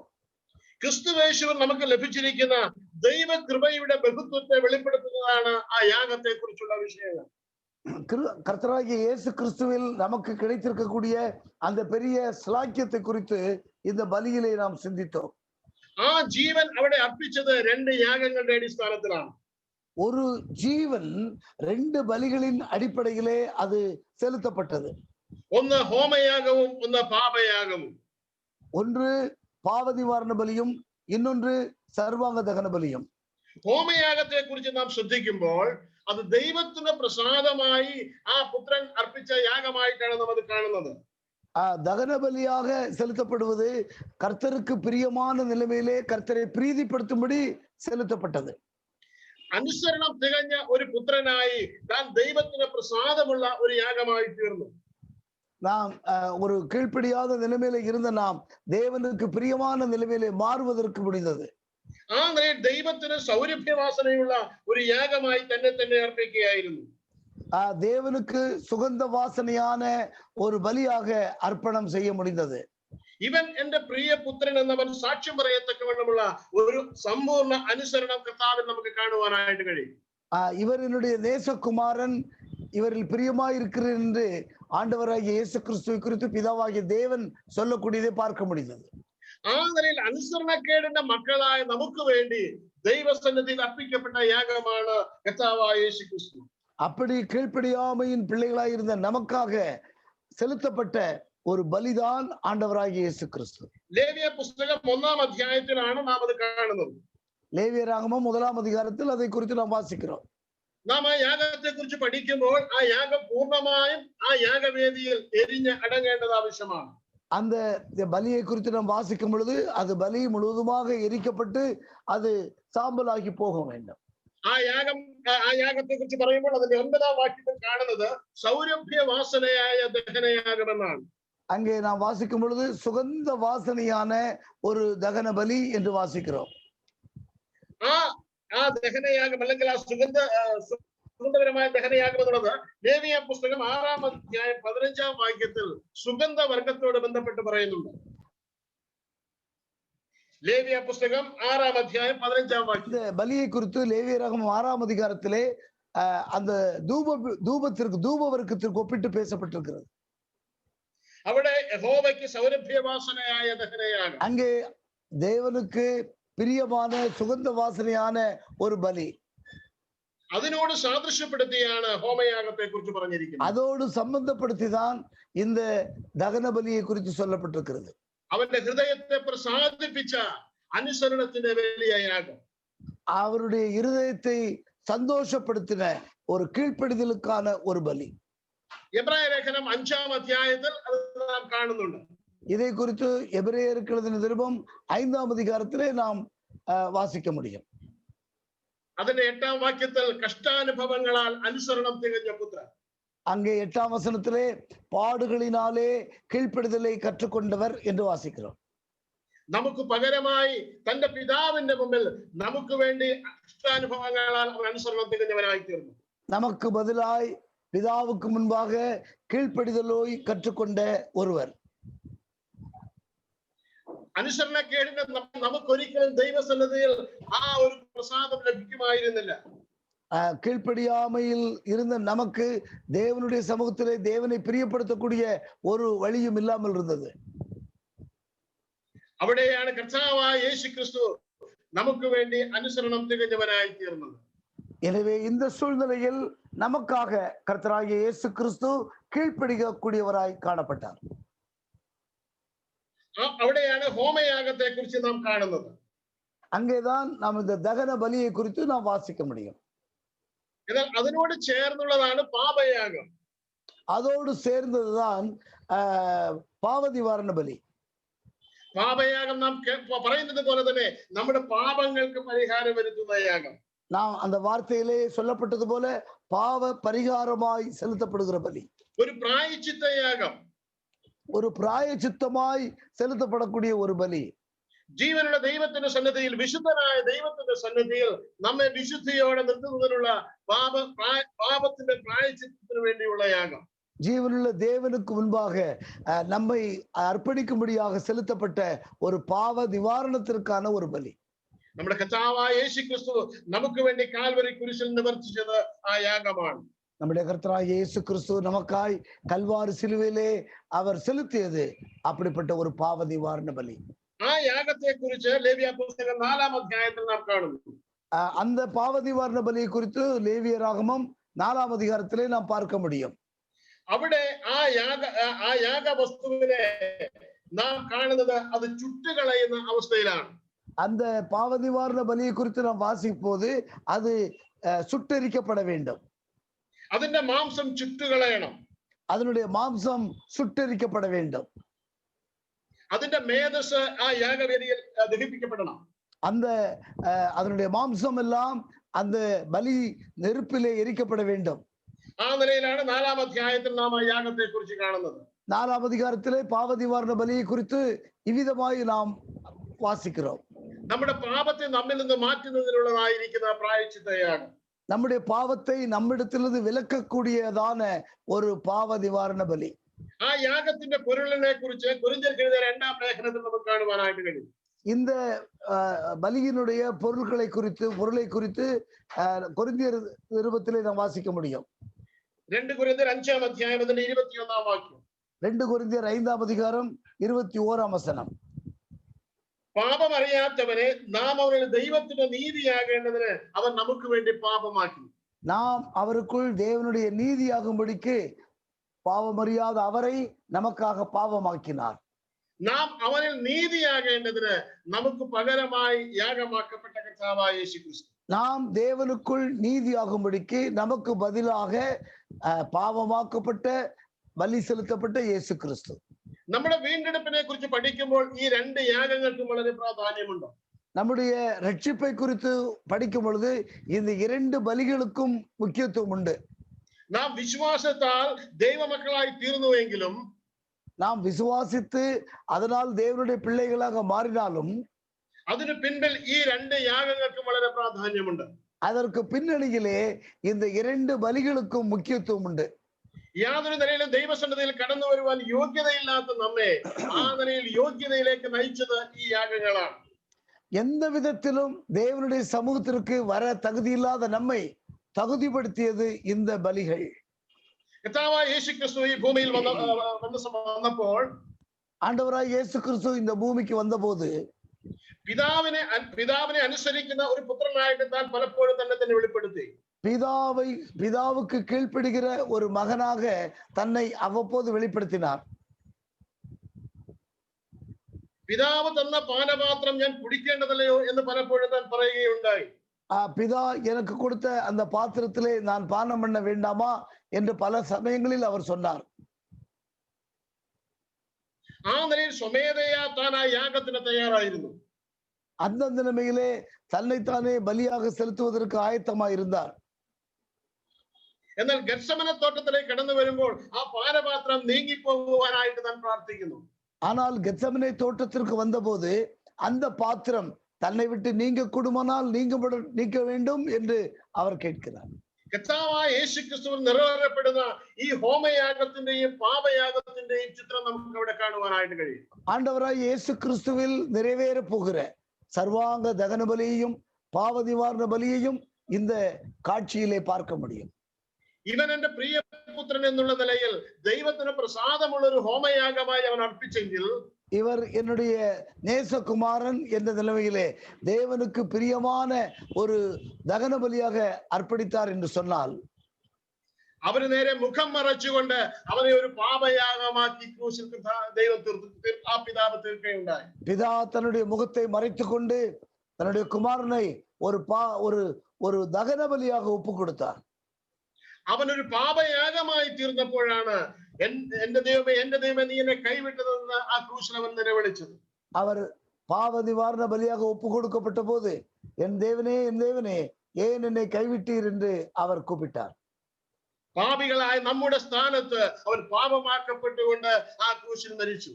பாவிகளாகிய நம்முடைய ஸ்தானத்தில் அவர் பாவமாக்கப்பட்டு சிலுவையிலே மரித்தார். നമ്മുടെ പാപങ്ങളെ നീക്കി നമ്മുടെ കറയും കളങ്കവും എല്ലാം മാറ്റുവാനായിട്ട് അവനൊരു പാപയാഗമായി തീർന്നു. நம்முடைய பாவங்களை நீக்கி பாவ கரைகள் முற்றிலுமாக நீங்கும்படி அவர் பாவ நிவாரண பலியாக பலியானார். ആ പാപത്തിന്റെ ആ യാഗത്തിന്റെ അടിസ്ഥാനത്തിൽ മാത്രമേ നമുക്ക് ദൈവസന്നിധിയിൽ കടന്നു വരുവാനായിട്ട് കഴിയുകയുള്ളൂ. அந்த பாவ நிவாரண பலியின் அடிப்படையிலே தான் நாம் கர்த்தருடைய சமூகத்திற்கு கடந்து வர முடிகிறது. നമുക്ക് വേണ്ടി ഹോമയാഗത്തിലൂടെ വലിയൊരു വില അവൻ കൊടുത്തുവെങ്കിൽ, நமக்காக சர்வாங்க தகன பலி என்ற ஒரு பெரிய விலையை அவர் செலுத்தினார் என்று சொன்னால், അതേ ജീവൻ അർപ്പിച്ചുകൊണ്ട് നമ്മുടെ പാപത്തെയും അവൻ പരിഹരിക്കുകയുണ്ടായി. அவர் தம்முடைய ஜீவனை அர்ப்பணித்ததினாலே நம்முடைய பாவத்திலிருந்து நம்மை விடுதலையாக்கி இருக்கிறார். ആ യാഗം മുഖാന്തരമാണ് അവർ നമുക്ക് ദൈവസന്നിധിയിലേക്ക് കടന്നു വരുവാനായിട്ട് കഴിയുന്നത്. அந்த பலியின் மூலமாகத்தான் நாம் தேவனுடைய சமூகத்திற்கு கடந்து வர முடிகிறது. കോരഹപുത്രന്മാരോടുള്ള ബന്ധത്തിൽ നാം അത് തന്നെയാണ് കാണുന്നത്. கோராகின் புத்திரருடைய சம்பவத்திலும் அதைத்தான் நாம் பார்க்க முடிகிறது. അവരെ ദൈവത്തിനു വേണ്ടി വേർതിരിക്കുമ്പോൾ ആ ഹോമയാഗവും പാപയാഗവും അവിടെ കഴിക്കുന്നു. அவர்கள் தேவனுக்கென்று பிரித்தெடுக்கப்படும் பொழுது அப்படிப்பட்ட பாவ நிவாரண பலியும் சர்வாங்க தகன பலியும் செலுத்தப்படுகிறது. ആ നിലയിൽ ദൈവസന്നിധിയിൽ ശുശ്രൂഷ ചെയ്യുവാൻ തക്കവണ്ണം അവരെ വേർതിരിക്കുകയാണ്. இப்படிப்பட்ட நிலைமையில் தேவனுக்கென்று ஊழியம் செய்யும்படி அவர்கள் பிரித்தெடுக்கப்படுகிறார்கள். കാരണം ദൈവം അരുളി ചെയ്യുന്നു, ഞാൻ വിശുദ്ധനായിരിക്കുന്നത് പോലെ നിങ്ങളും വിശുദ്ധരായിരിക്കണം. ஏனென்றால் தேவன் சொல்லி இருக்கிறார், நான் பரிசுத்தராய் இருக்கிறது போல நீங்களும் பரிசுத்தராய் இருங்கள். ആ ആലയത്തിൽ ശുശ്രൂഷ ചെയ്യുവാൻ തക്കവണ്ണം ആ വിശുദ്ധി അവർക്ക് ആവശ്യമാണ്. ஒரு தேவனுடைய ஆலயத்திலே ஊழியங்களை செய்வதற்கு பரிசுத்தம் அவர்களுக்கு தேவை. ആ പാപയാഗത്തിലൂടെ ദൈവം അവർക്ക് നൽകിയത് ആ വിശുദ്ധിയാണ്. அந்த பாவ நிவாரண பலியின் மூலமாக தேவன் அவர்களுக்கு அந்த பரிசுத்தத்தை നൽകി இருக்கிறார். അവിടെയാണ് ദൈവത്തിന്റെ കൃപ നാം കാണുന്നത്. அங்கே தேவனுடைய கிருபையை நாம் பார்க்க முடிகிறது. ദൈവം നമ്മെ വലിയൊരു വില കൊടുത്ത് വാങ്ങി എന്ന് പറയുമ്പോൾ, தேவன் நமக்கு ஒரு பெரிய விலை கொடுத்து வாங்கியிருக்கிறார் என்று சொன்னால், അവന് നമ്മെ ഉപയോഗിക്കുവാൻ തക്കവണ്ണം യാതൊരു യോഗ്യതയും നമ്മളില്ലായിരുന്നു. அவர் நம்மை பயன்படுத்துவதற்காக எந்த ஒரு தகுதியும் நமக்கு இல்லாமல் இருந்தது. യാതൊരു നിലയിലും അവന് പ്രയോജനപ്പെടുത്തുവാൻ കഴിയുന്നവരായിരുന്നില്ല നാം. எந்த வழியிலும் எந்த முறையிலும் நம்மை தேவன் பயன்படுத்துவதற்கு தகுதியற்றவர்களாய் இருந்தோம். നാം കേവലം ദുഷ്പ്രവർത്തിക്കാരായിരുന്നു. நாம் துர்க்கிரியைகள் உடையவர்களாய் இருந்தோம். നാം കേവലം കോപപാത്രങ്ങളായിരുന്നു നമുക്ക് കാണുവാനായിട്ട് കഴിയും. நாம் கோபா பாத்திரங்களாக இருந்தோம் என்று வாசிக்கிறோம். എന്നാൽ ആ നമ്മെ അവന്റെ പ്രിയ മക്കളാക്കി തീർക്കുവാൻ തന്റെ പുത്രനെ തന്നെ നമുക്ക് വേണ്ടി യാഗമാക്കി തീർക്കുന്ന രംഗം. ஆனால் அப்படி இருந்த நம்மை தன்னுடைய பிள்ளைகள் ஆக்கும்படிக்காக தேவன் தம்முடைய குமாரனை அங்கே பலியாக ஒப்பு கொடுத்தார். ആ പുത്രന്റെ അനുസരണവും നീതിയും നമുക്ക് നൽകിക്കൊണ്ടാണ് ദൈവം നമ്മെ ദൈവസന്നിധിയിലേക്ക് കൊണ്ടുവന്നിരിക്കുന്നത്. அந்த தேவ குமாரனுடைய அந்த கீழ்ப்படிதலையும் நீதியையும் நமக்கு ஆண்டவர் அருளி தேவனுடைய சன்னிதானத்திற்கு வரும்படி செய்திருக்கிறார். നമ്മുടെ അനുസരണക്കേടിന്റെ ന്യായവിധി ആ പുത്രന്റെ മേൽ നൽകിക്കൊണ്ട് നമ്മെ അവന്റെ സന്നിധിയിലേക്ക് അവന്റെ പ്രിയ മക്കളാക്കി കൂട്ടിക്കൊണ്ടുവന്നു. நம்முடைய கீழ்ப்படியாமையினால் வரக்கூடிய நியாய தீர்ப்பை தேவன் தம்முடைய குமாரன் மேல் சுமத்தி நாம் இன்றைக்கு அவருடைய சமூகத்திற்கு வரும்படி செய்திருக்கிறார். ഇവിടെയാണ് ദൈവം നമ്മോട് കൃപ കാണിക്കുന്നത്.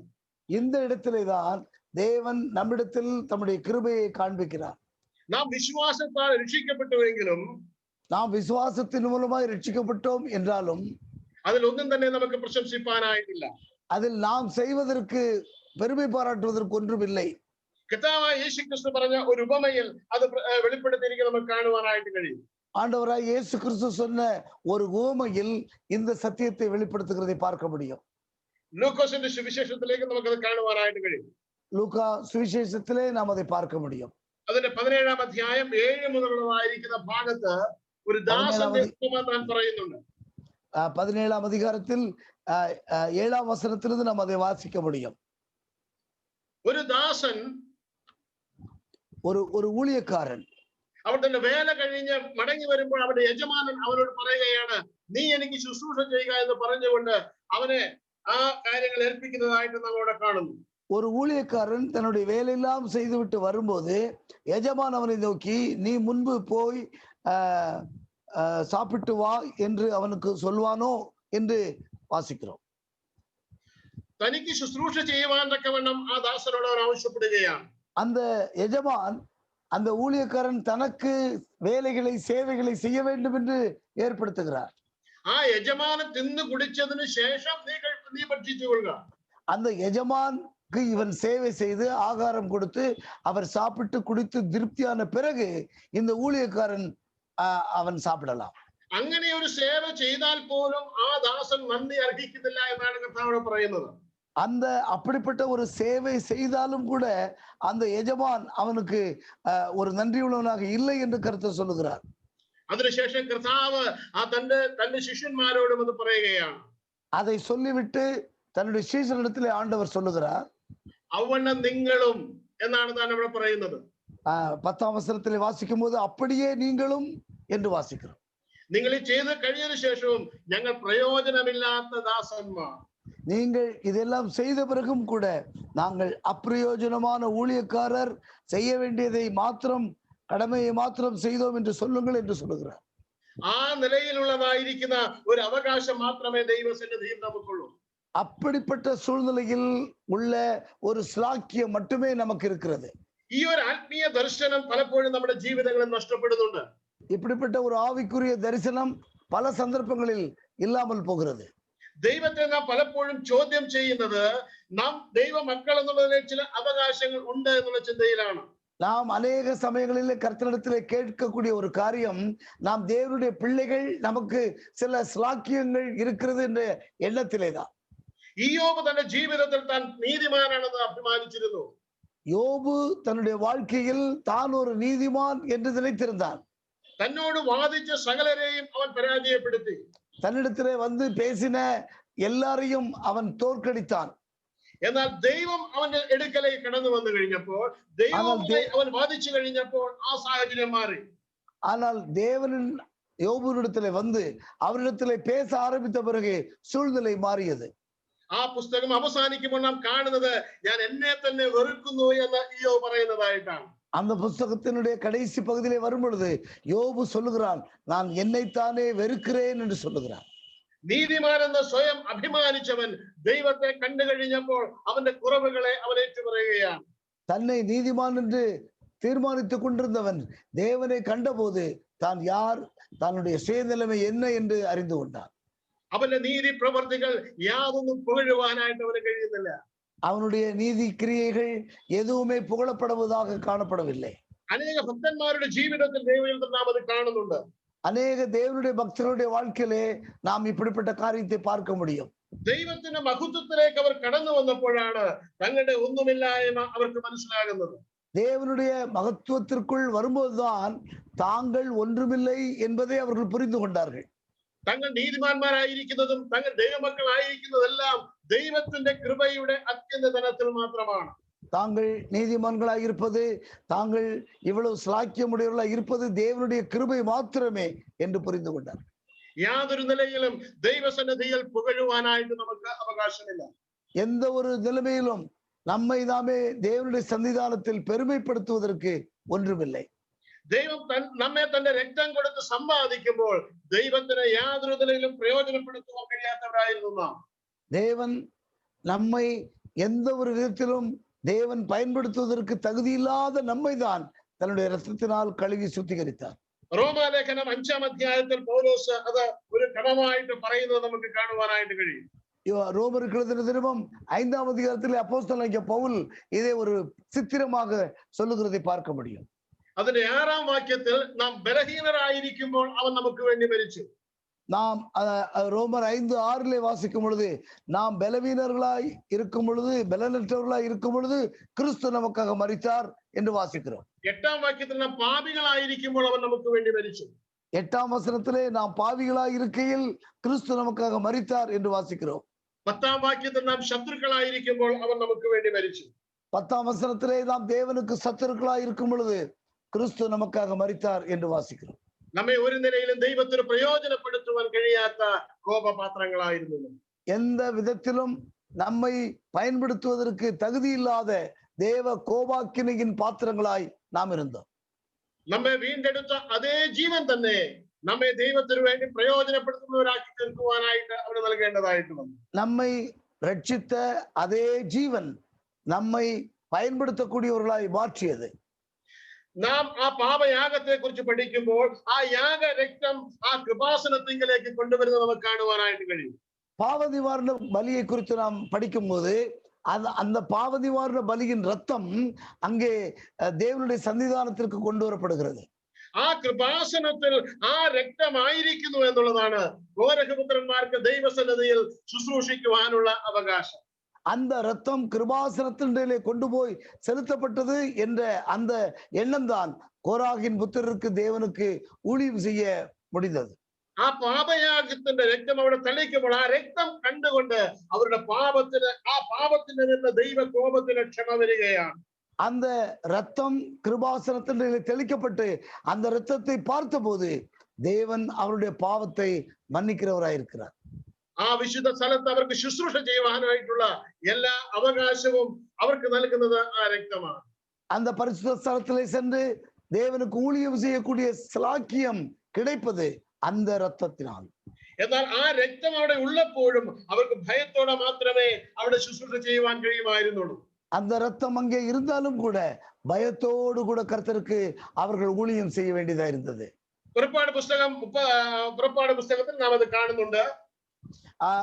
யாத்ராகமம் புஸ்தகத்திலே அதை கூட அதை குறித்து வாசிக்கிறோம். അതിന്റെ 40-ാം അധ്യായത്തിൽ யாத்ராகமம் புஸ்தகம் 40-ஆம் அதிகாரத்தில் അതിന്റെ 9-ാം വാക്യത്തിൽ സമാഗമന കൂടാരത്തിലെ ഉപകരണങ്ങൾ അഭിഷേകം ചെയ്യുന്നതിനെ കുറിച്ച് നാം വായിക്കുന്നുണ്ട്. அந்த ஆசரிப்பு கூடாரத்தில் உள்ள பனிமுட்டுகளை எங்கெங்கே எப்படி வைக்க வேண்டும் என்று சொல்லப்படுவதை நாம் வாசிக்க முடியும். ആ അഭിഷേക തൈലത്താൽ അതിനെ വിശുദ്ധമാക്കി തീർക്കുന്നു. அபிஷேக தைலத்தினால் அது பரிசுத்தமாக்கப்பட வேண்டும். ആ വസ്തുക്കളാണ് ഗോരഖപുത്രന്മാർക്ക് കൈകാര്യം ചെയ്യേണ്ടത്. அந்த பனிமுட்டுகளை தான் இந்த கோராகின் புத்திரர் அவர்கள் கையாள வேண்டும் அல்லது பணிவிடை செய்ய வேண்டும். സംഖ്യാപുസ്തകം 4-ാം അധ്യായം 15-ാം വാക്യത്തിൽ നാം അതേക്കുറിച്ച് ഇങ്ങനെ കാണുന്നു. எண்ணாகமம் 4:15 நாம் அதை பற்றி இப்படி வாசிக்கிறோம். എന്നാൽ അവർ മരിക്കാതിരിക്കേണ്ടതിന് വിശുദ്ധമായതൊന്നും തുടരുത്. அவர்கள் மறிக்காமல் இருக்கும்படிக்கு அசுத்தமான ஒன்றையும் அவர்கள் தொடக்கூடாது. அபிஷேகம் செய்து தொடுவானாയിട്ടുള്ള അവകാശം അവർക്കില്ല. பரிசுத்தமான பனிமுட்டுகளை அவர்கள் மறிக்காமல் இருக்கும்படி அபிஷேகிக்கப்பட்ட பரிசுத்த பனிமுட்டுகளை அவர்கள் தொடக்கூடாது. എത്രമാത്രം ഭയത്തോടെയാണ് അവർ ആ ശുശ്രൂഷ ചെയ്തുകൊണ്ടിരുന്നത്. எவ்வளவு பயத்தோடு கூட கோராகின் புத்திரர் அந்த ஊழியத்தை செய்து கொண்டு வந்தார்கள். അവർക്ക് വേണ്ടി പാപയാഗമായ മൃഗത്തിന്റെ ഊനമില്ലാത്ത രക്തം അവിടെ ഉണ്ടെങ്കിൽ പോലും അവർ ഭയത്തോടെയാണ് അവിടെ ശുശ്രൂഷിച്ചുകൊണ്ടിരുന്നത്. அவர்களுக்கென்று பாவ நிவாரண பலியாக செலுத்தப்பட்ட ரத்தம் இருந்தாலும் கூட அவர்கள் பயத்தோடு ஊழியம் செய்ய வேண்டியதா இருந்தது. എന്നാൽ ഇന്ന് ക്രിസ്തുവേശുവിൽ നമുക്ക് ലഭിച്ചിരിക്കുന്ന ഭാഗ്യകരമായിരിക്കുന്ന അനുഭവം എത്രയോ വ്യത്യസ്തമാണ്. ஆனால் நமக்கு கிறிஸ்து இயேசுக்குள்ளாக கிடைத்திருக்கக்கூடிய இந்த சிலாக்கியங்கள் எவ்வளவோ பெரியவைகள். സ്വന്തം രക്തത്താൽ ആ വിശുദ്ധ സ്ഥലത്തേക്ക് കടന്നു വന്ന കർത്താവ് നമുക്ക് നൽകുന്ന ധൈര്യം എത്രയോ വലുതാണ്. தன்னுடைய சொந்த ரத்தத்தை எடுத்துக்கொண்டு அந்த பரிசுத்த ஸ்தலத்திற்குள் பிரவேசித்த இயேசு கிறிஸ்து நமக்கு கொடுக்கக்கூடிய கிருபை எவ்வளவோ பெரியது. എബ്രായ ലേഖനം 10-ാം അധ്യായം 20-ാം വാക്യത്തിൽ നാം അത് കാണുന്നുണ്ട്.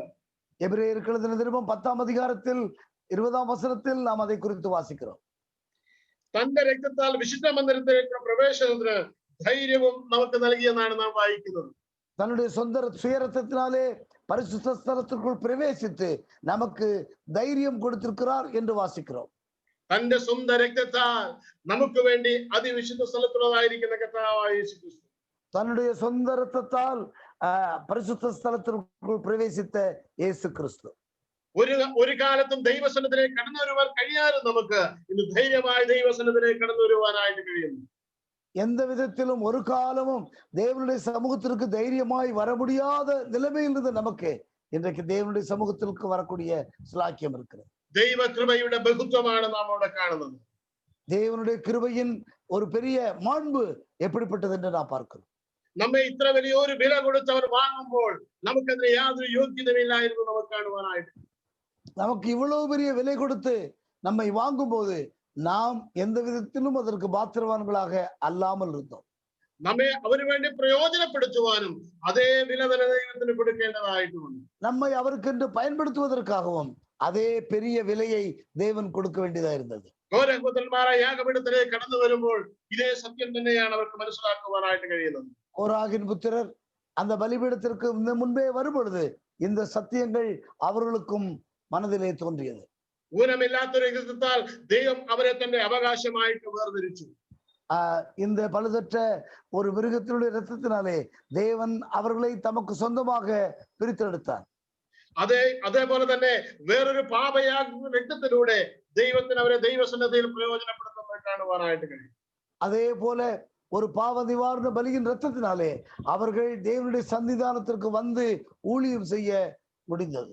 അവർക്ക് ഒരു നിലയിലും ദൈവസന്നിധിയിൽ പുകഴുവാനായിട്ട് കാരണമില്ല. அவர்களுக்கு தேவனுடைய சன்னிதானத்திலே சுயமாக போவதற்கு எந்த ஒரு காரணமும் இல்லை.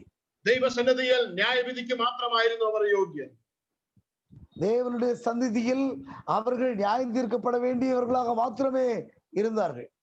എന്നാൽ ദൈവത്തിന്റെ വചനം ഒരു വിശ്വാസമായി പരിണമിച്ചപ്പോൾ ദൈവം ഒരു പാപയാഗത്തിലൂടെയും ഹോമയാഗത്തിലൂടെയും ദൈവം അവരെ തനിക്കായിട്ട് ഉപയോഗിച്ചു.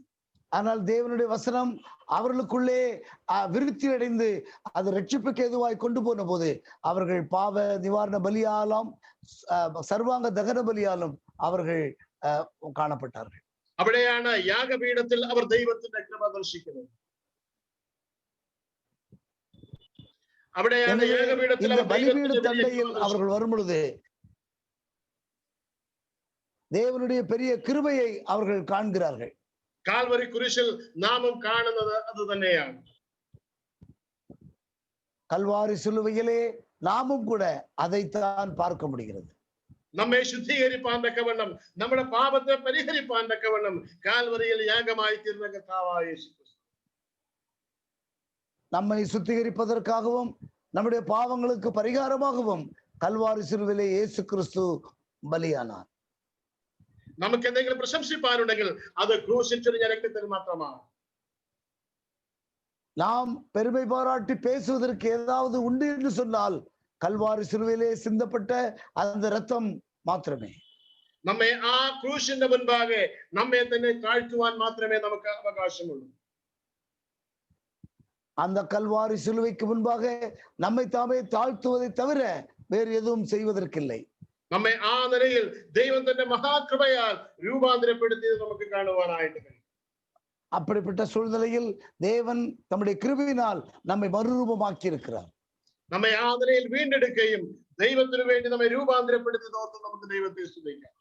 தேவன் நம்மை அப்படிப்பட்ட நிலைமையிலே மீட்டு ரட்சித்து அவர் நம்மை மாற்றி இருக்கிறார். ആ യാഗപീഠത്തിലേക്ക് കടന്നു വന്ന കോരഹപുത്രന്മാർ ആ വിലയേറിയ സത്യങ്ങൾ മനസ്സിലാക്കുകയായിരുന്നു. பலிபீடத்திற்கு முன்பாக வந்த கோராகின் புத்திரர் இப்படிப்பட்ட விலையேறப்பட்ட சத்தியங்களை உண்மைகளை ஞாபகத்துக்கு கொண்டு வந்தார்கள். ആ ദൈവത്തിന്റെ മുൻപാകെ ആ ദൈവത്തിന്റെ കൃപയിൽ അല്ലാതെ ഒന്നും പ്രശംസിപ്പാനില്ല എന്നവർക്ക് മനസ്സിലായി. தேவனுக்கு முன்பாக தேவனுடைய கிருபையை குறித்து அல்லாமல் வேறு எதையும் குறித்து அவர்கள் பெருமை பாராட்டவோ மேன்மை பாராட்டவோ ஒன்றுமில்லை. അവർ ദൈവത്തെ ആരാധിക്കുമ്പോൾ അവരുടെ പ്രശ്നങ്ങൾക്ക് പരിഹാരം ഉണ്ടായിരുന്നില്ല. എങ്കിലും അതിന്റെ നടുവിലും ദൈവത്തിന്റെ കൃപയെ കണ്ടുകൊണ്ട് അവർക്ക് ആരാധിക്കുവാനായിട്ട് കഴിയും. அவர்கள் தேவனை ஆராதிக்கும் பொழுது அவருடைய பிரச்சனைகளுக்கெல்லாம் ஒரு விடுதலை கிடைக்கவில்லை என்றாலும் கூட அவர்கள் தேவனுடைய கிருபையை அறிந்து கொள்ள முடிந்தது. പ്രിയമുള്ളവരെ, ആ കൃപയിൽ മാത്രമേ നമുക്കെന്നും ആശ്രയിക്കുവാനായിട്ട് കഴിയുകയുള്ളൂ. அன்பானவர்களே, அந்த கிருபையை மாத்திரம் இன்றைக்கு நாம் பற்றி கொள்ள வேண்டியதா இருக்கிறது. അതുകൊണ്ടാണ് നിങ്ങളുടെ രക്ഷയിലും നിങ്ങൾക്ക് പ്രശംസിപ്പാൻ വകയില്ല എന്ന് ദൈവവചനം പറയുന്നത്. எனவேதான் உங்களுடைய ரட்சிப்பிலும் கூட நீங்கள் பெருமை பாராட்டுவதற்கு ஒன்றுமில்லை என்று கர்த்தருடைய வசனம் சொல்லுகிறது. അത് ദൈവത്തിന്റെ ദാനം മാത്രമാണ്. அது தேவனுடைய இலவசமான ஈவு, ദൈവത്തിന്റെ കൃപാദനത്തിന്റെ ദാനം മാത്രമാണ്. தேவனுடைய கிருபையினால் உண்டான ஈவு. അതെ, ആ കൃപയുടെ മുൻപാകെ, ആ കൃപയുടെ അത്യന്ത ധനത്തിന്റെ മുൻപാകെ നമ്മെ തന്നെ താഴ്ത്തി ഫലമേൽപ്പിക്കുവാൻ നമുക്ക് കഴിയണം. அந்த கிருபைக்கு முன்பாக, அந்த கிருபையின் மகத்துவத்திற்கு முன்பாக நம்மை தாழ்த்தி அர்ப்பணிக்க வேண்டியது நம்முடைய கடமையா இருக்கிறது. ഒരിക്കലും നമുക്ക് നമ്മിൽ തന്നെ പ്രശംസിപ്പാനായിട്ട് കഴിയുകയില്ല. நம்மை நாமே மேன்மை பாராட்டுவதற்கு எந்த ஒரு வழியும் இல்லை. യോബ ദൈവത്തിന്റെ മുൻപാകെ വാ പൊത്തിയതുപോലെ വാ പൊത്തി മൗനമായിരിക്കാൻ മാത്രമേ കഴിയുകയുള്ളൂ. யோபு தேவனுக்கு முன்பாக தன்னுடைய வாயை பொத்திக் கொண்டு அமைதியா இருந்தது போல நாம் மௌனமாய் இருக்க வேண்டியதே அவசியமாய் இருக்கிறது. നിന്റെ ദൈവം എവിടെ എന്ന് ഈ ലോകം ആവർത്തിച്ച് ചോദിച്ച് നിന്ദിക്കുമ്പോൾ, உன் தேவன் எங்கே என்று இந்த உலகம் திரும்ப திரும்ப கேள்வி கேட்கும் போது ദൈവവചനം പറയുന്നു, ദൈവം തന്റെ വിശുദ്ധ മന്ദിരത്തിലുണ്ട്. தேவனுடைய வசனம் சொல்லுகிறது, தேவன் தம்முடைய பரிசுத்த ஸ்தலத்தில் இருக்கிறார். എന്നെ നിത്യനാശത്തിൽ നിന്ന് വീണ്ടെടുക്കുന്ന ആ ഒരു വലിയ വീണ്ടെടുപ്പിൻ വേലയുമായി ആ വിശുദ്ധ മന്ദിരത്തിനുള്ളതായിരിക്കുന്ന ദൈവം, என்னை ரட்சிப்புக்காக, என்னை ரட்சிப்பதற்காக கிரியை செய்த தேவன் அந்த பரிசுத்த ஸ்தலத்தில் நிச்சயமாய் இருக்கிறார். ആ വിശുദ്ധ മന്ദിരത്തിൽ ദൈവം നമുക്കൊരുക്കിയ വീണ്ടെടുപ്പാണ് നമ്മുടെ ജീവിതത്തിന്റെ ഏറ്റവും വലിയ அந்த பரிசுத்த ஸ்தலத்தில் இருக்கும் தேவன் நம்மை ரட்சிப்பதற்காக அவர் செயல்பட்டிருப்பார் என்று சொன்னால் அது எத்தனை பெரிய ஸ்லாக்கியம். ആ ദൈവത്തിന്റെ സന്നിധിയിൽ മൗനമായി ദൈവത്തിന് വേണ്ടി കാത്തിരിക്കുവാൻ നമുക്കിടയായി തീരേണ്ടതാണ്. தேவனுடைய சன்னிதானத்தில் அமைதியாய் மௌனமாய் நாம் தேவனுடைய கிருபைக்காக காத்திருப்பதே அவசியமாய் இருக்கிறது. ഇത്ര വലിയ കൃപ കാണിച്ചവൻ നമ്മെ ഒരു നാളും തള്ളിക്കളയുകയില്ല. இவ்வளவு பெரிய கிருபை நமக்கு பாராட்டின தேவன் ஒருபோதும் நம்மை கைவிட மாட்டார். അവൻ നമുക്ക് വേണ്ടി വൻ കാര്യങ്ങളെ ചെയ്തുകൊണ്ടിരിക്കുന്നു. அவர் நமக்காக பெரிய காரியங்களை செய்து கொண்டிருக்கிற தேவன். കാലം ഇനി അധികം നമുക്ക് മുൻപിലില്ല. நமக்கு காலம் அதிகம் இல்லை. നാം അധികം താമസിയാതെ നമ്മുടെ കർത്താവിന്റെ സന്നിധിയിൽ ചെന്നെത്തും. கர்த்தருடைய சன்னிதானத்திலே போய் சேர்வதற்காய் അവന്റെ അത്യന്ത കൃപയുടെ ധനത്തെ കണ്ടുകൊണ്ട് അവന്റെ പാദങ്ങളിൽ വീഴുവാനായിട്ട് നമുക്കിടയായി തീരും. அவருடைய அளவற்ற கிருபையை நம்முடைய கண்களால் கண்டு அவருடைய பாதத்திலே விழ வேண்டியதா இருக்கிறது. ഇന്ന് നാം കർത്താവിനെ ചോദ്യം ചെയ്യുന്നുവെങ്കിൽ, നമ്മുടെ പ്രശ്നങ്ങളുടെ മുമ്പിൽ നാം കർത്താവിനെ ചോദ്യം ചെയ്യുന്നുവെങ്കിൽ അത് നമ്മുടെ ഭോഷത്വമെന്ന് നാം അന്ന് തിരിച്ചറിയും. நம்முடைய பிரச்சனைகளின் மத்தியிலே நாம் கர்த்தரை கேள்வி கேட்டுக் கொண்டிருந்தால் அது நம்முடைய மதியினம் தான் என்று புரிந்து கொள்ள வேண்டும். അവൻ ചെയ്തത് സകലവും നന്മയ്ക്കെന്ന് നാം അറിയുന്ന ഒരു ദിവസം. நமக்கென்று அவர் நன்மை செய்யக்கூடிய தேவனாயிருக்கிறார். അതെ, തന്റെ ജീവനെ തന്ന് നമ്മെ വീണ്ടെടുത്തവൻ, നമ്മെ അവൻ പരിപാലിച്ച് തന്റെ കൃപയും നമ്മെ എന്നും വഴി നടത്തുന്നവനാണ്. தன்னுடைய ஜீவனை கொடுத்து நம்மை ரட்சித்தவர் நம்முடைய கிருபையினால் நம்மை ஒவ்வொரு நாளும் வழி நடத்துவார். ശത്രുവിന്റെ വാക്കുകളെ വിശ്വസിച്ച് നമ്മുടെ മനസ്സ് തളരാതിരിക്കട്ടെ. எதிராளிகள் பேசக்கூடிய வார்த்தைகளை நம்பி நம்முடைய விசுவாசத்தை தகர்ந்து போக செய்ய வேண்டாம்.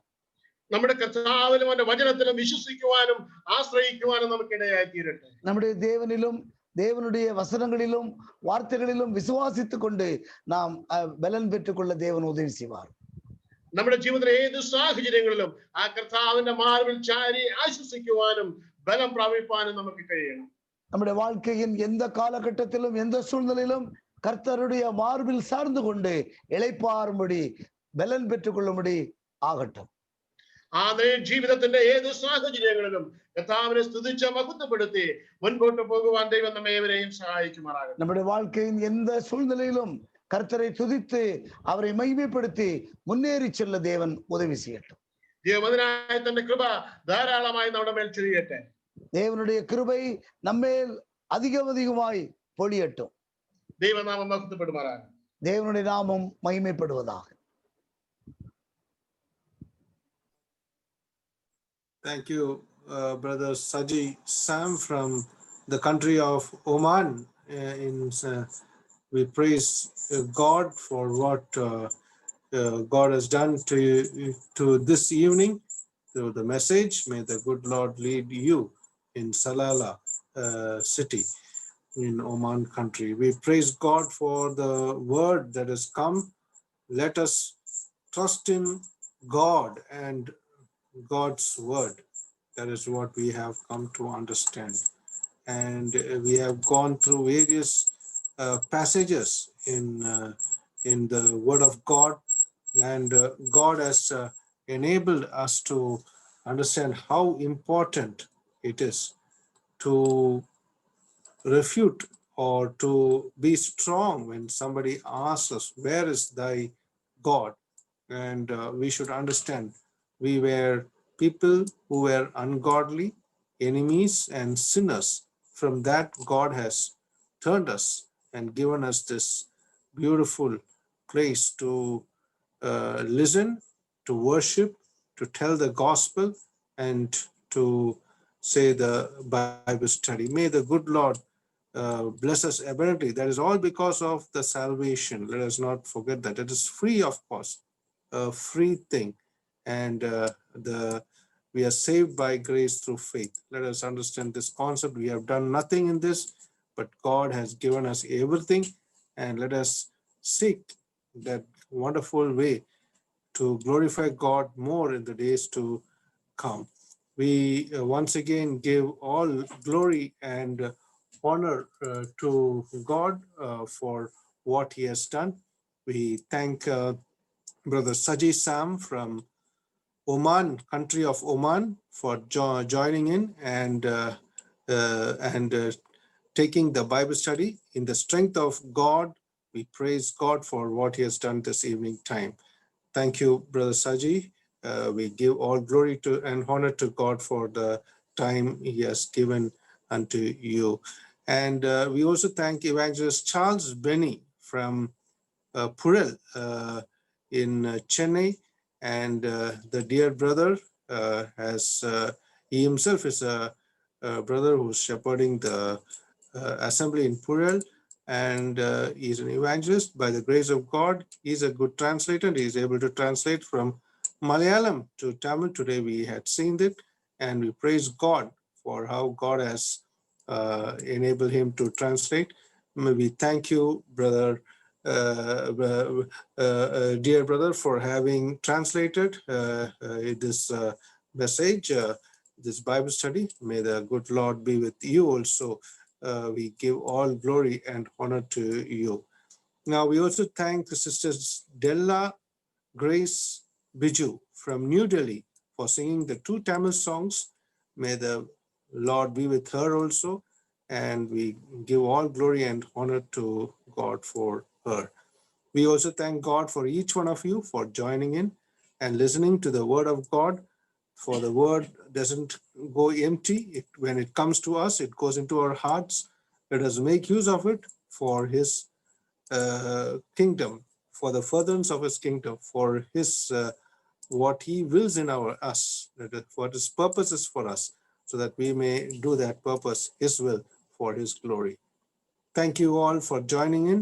And for the closing prayer, I request Brother Ramalingam to close in with a word of prayer. Over to Brother Ramalingam. We request Brother Ramalingam to close in with a word of prayer and benediction. Over to Brother Ramalingam. ஜெபம் செய்வோம். ஒப்பில்லாத நேசத்தினாலே எங்களை நேசிக்கின்ற பரிசுத்தமுள்ள பரமபிதாவே, கிருபையுள்ள ஆண்டவரே, இந்த அருமையான வேலைக்காக நாங்கள் நன்றியோடு உம்மை துதிக்கிறோம், ஸ்தோத்திரிக்கிறோம். ஆண்டவரே, உம்முடைய தாசனை எங்கள் மத்தியிலே நீர் பயன்படுத்தினே, அதற்காக ஸ்தோத்திரம். ஆண்டவரே, அதை தெளிவாக தமிழிலே நாங்கள் கேட்கும்படி அனுகிரகம் செய்து அதற்காக ஸ்தோத்திரம். ஆண்டவரே, கர்த்தாவே, உம்முடைய பிள்ளைகள் பிரயாசப்பட்டு ஒவ்வொரு நாளும் கர்த்தாவே இந்த வேத ஆராய்ச்சி கூட்டத்தின் மூலமாக உம்முடைய தாசர்களை பயன்படுத்தி வருவதற்காக ஸ்தோத்திரம்.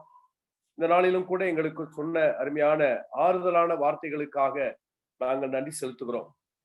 எங்களுடைய இரட்சகராகிய தெய்வம் எங்களை கிருபையாய் மீட்டெடுத்து ஆண்டவரே, எங்களை ஒவ்வொரு நாளும் எங்களை நடத்தி வருகிற நினைத்து ஆண்டவரே, இந்த செய்தி போய்கொண்டிருக்கிற வேளையிலே கர்த்தர் எங்களுக்காக செய்த காரியங்களை நாங்கள் நினைத்து நன்றியிருந்து இருதயத்தோடு கர்த்தாவே அமர்ந்திருந்து கேட்க எங்களுக்கு உதவி செய்திருக்காய் ஸ்தோத்திரம்.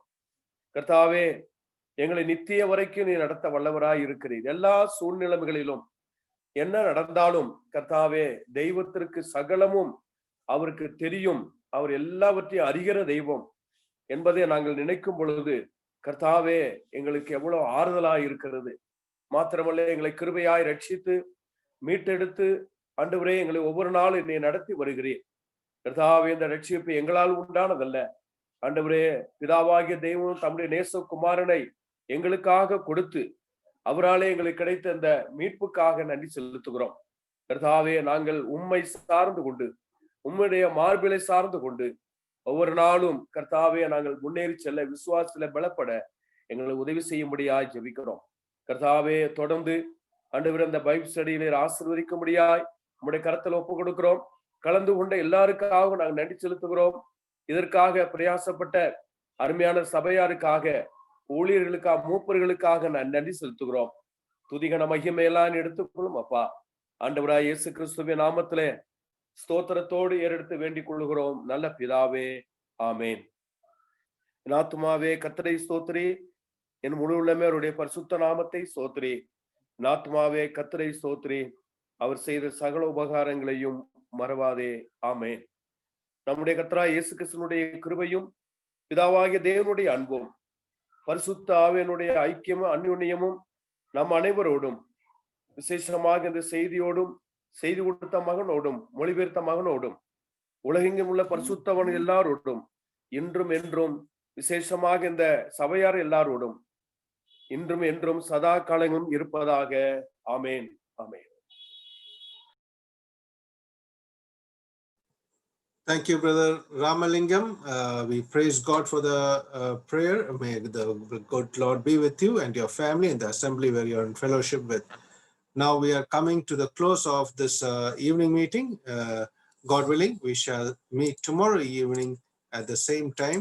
Till that time, may the good Lord bless each one of us. God bless.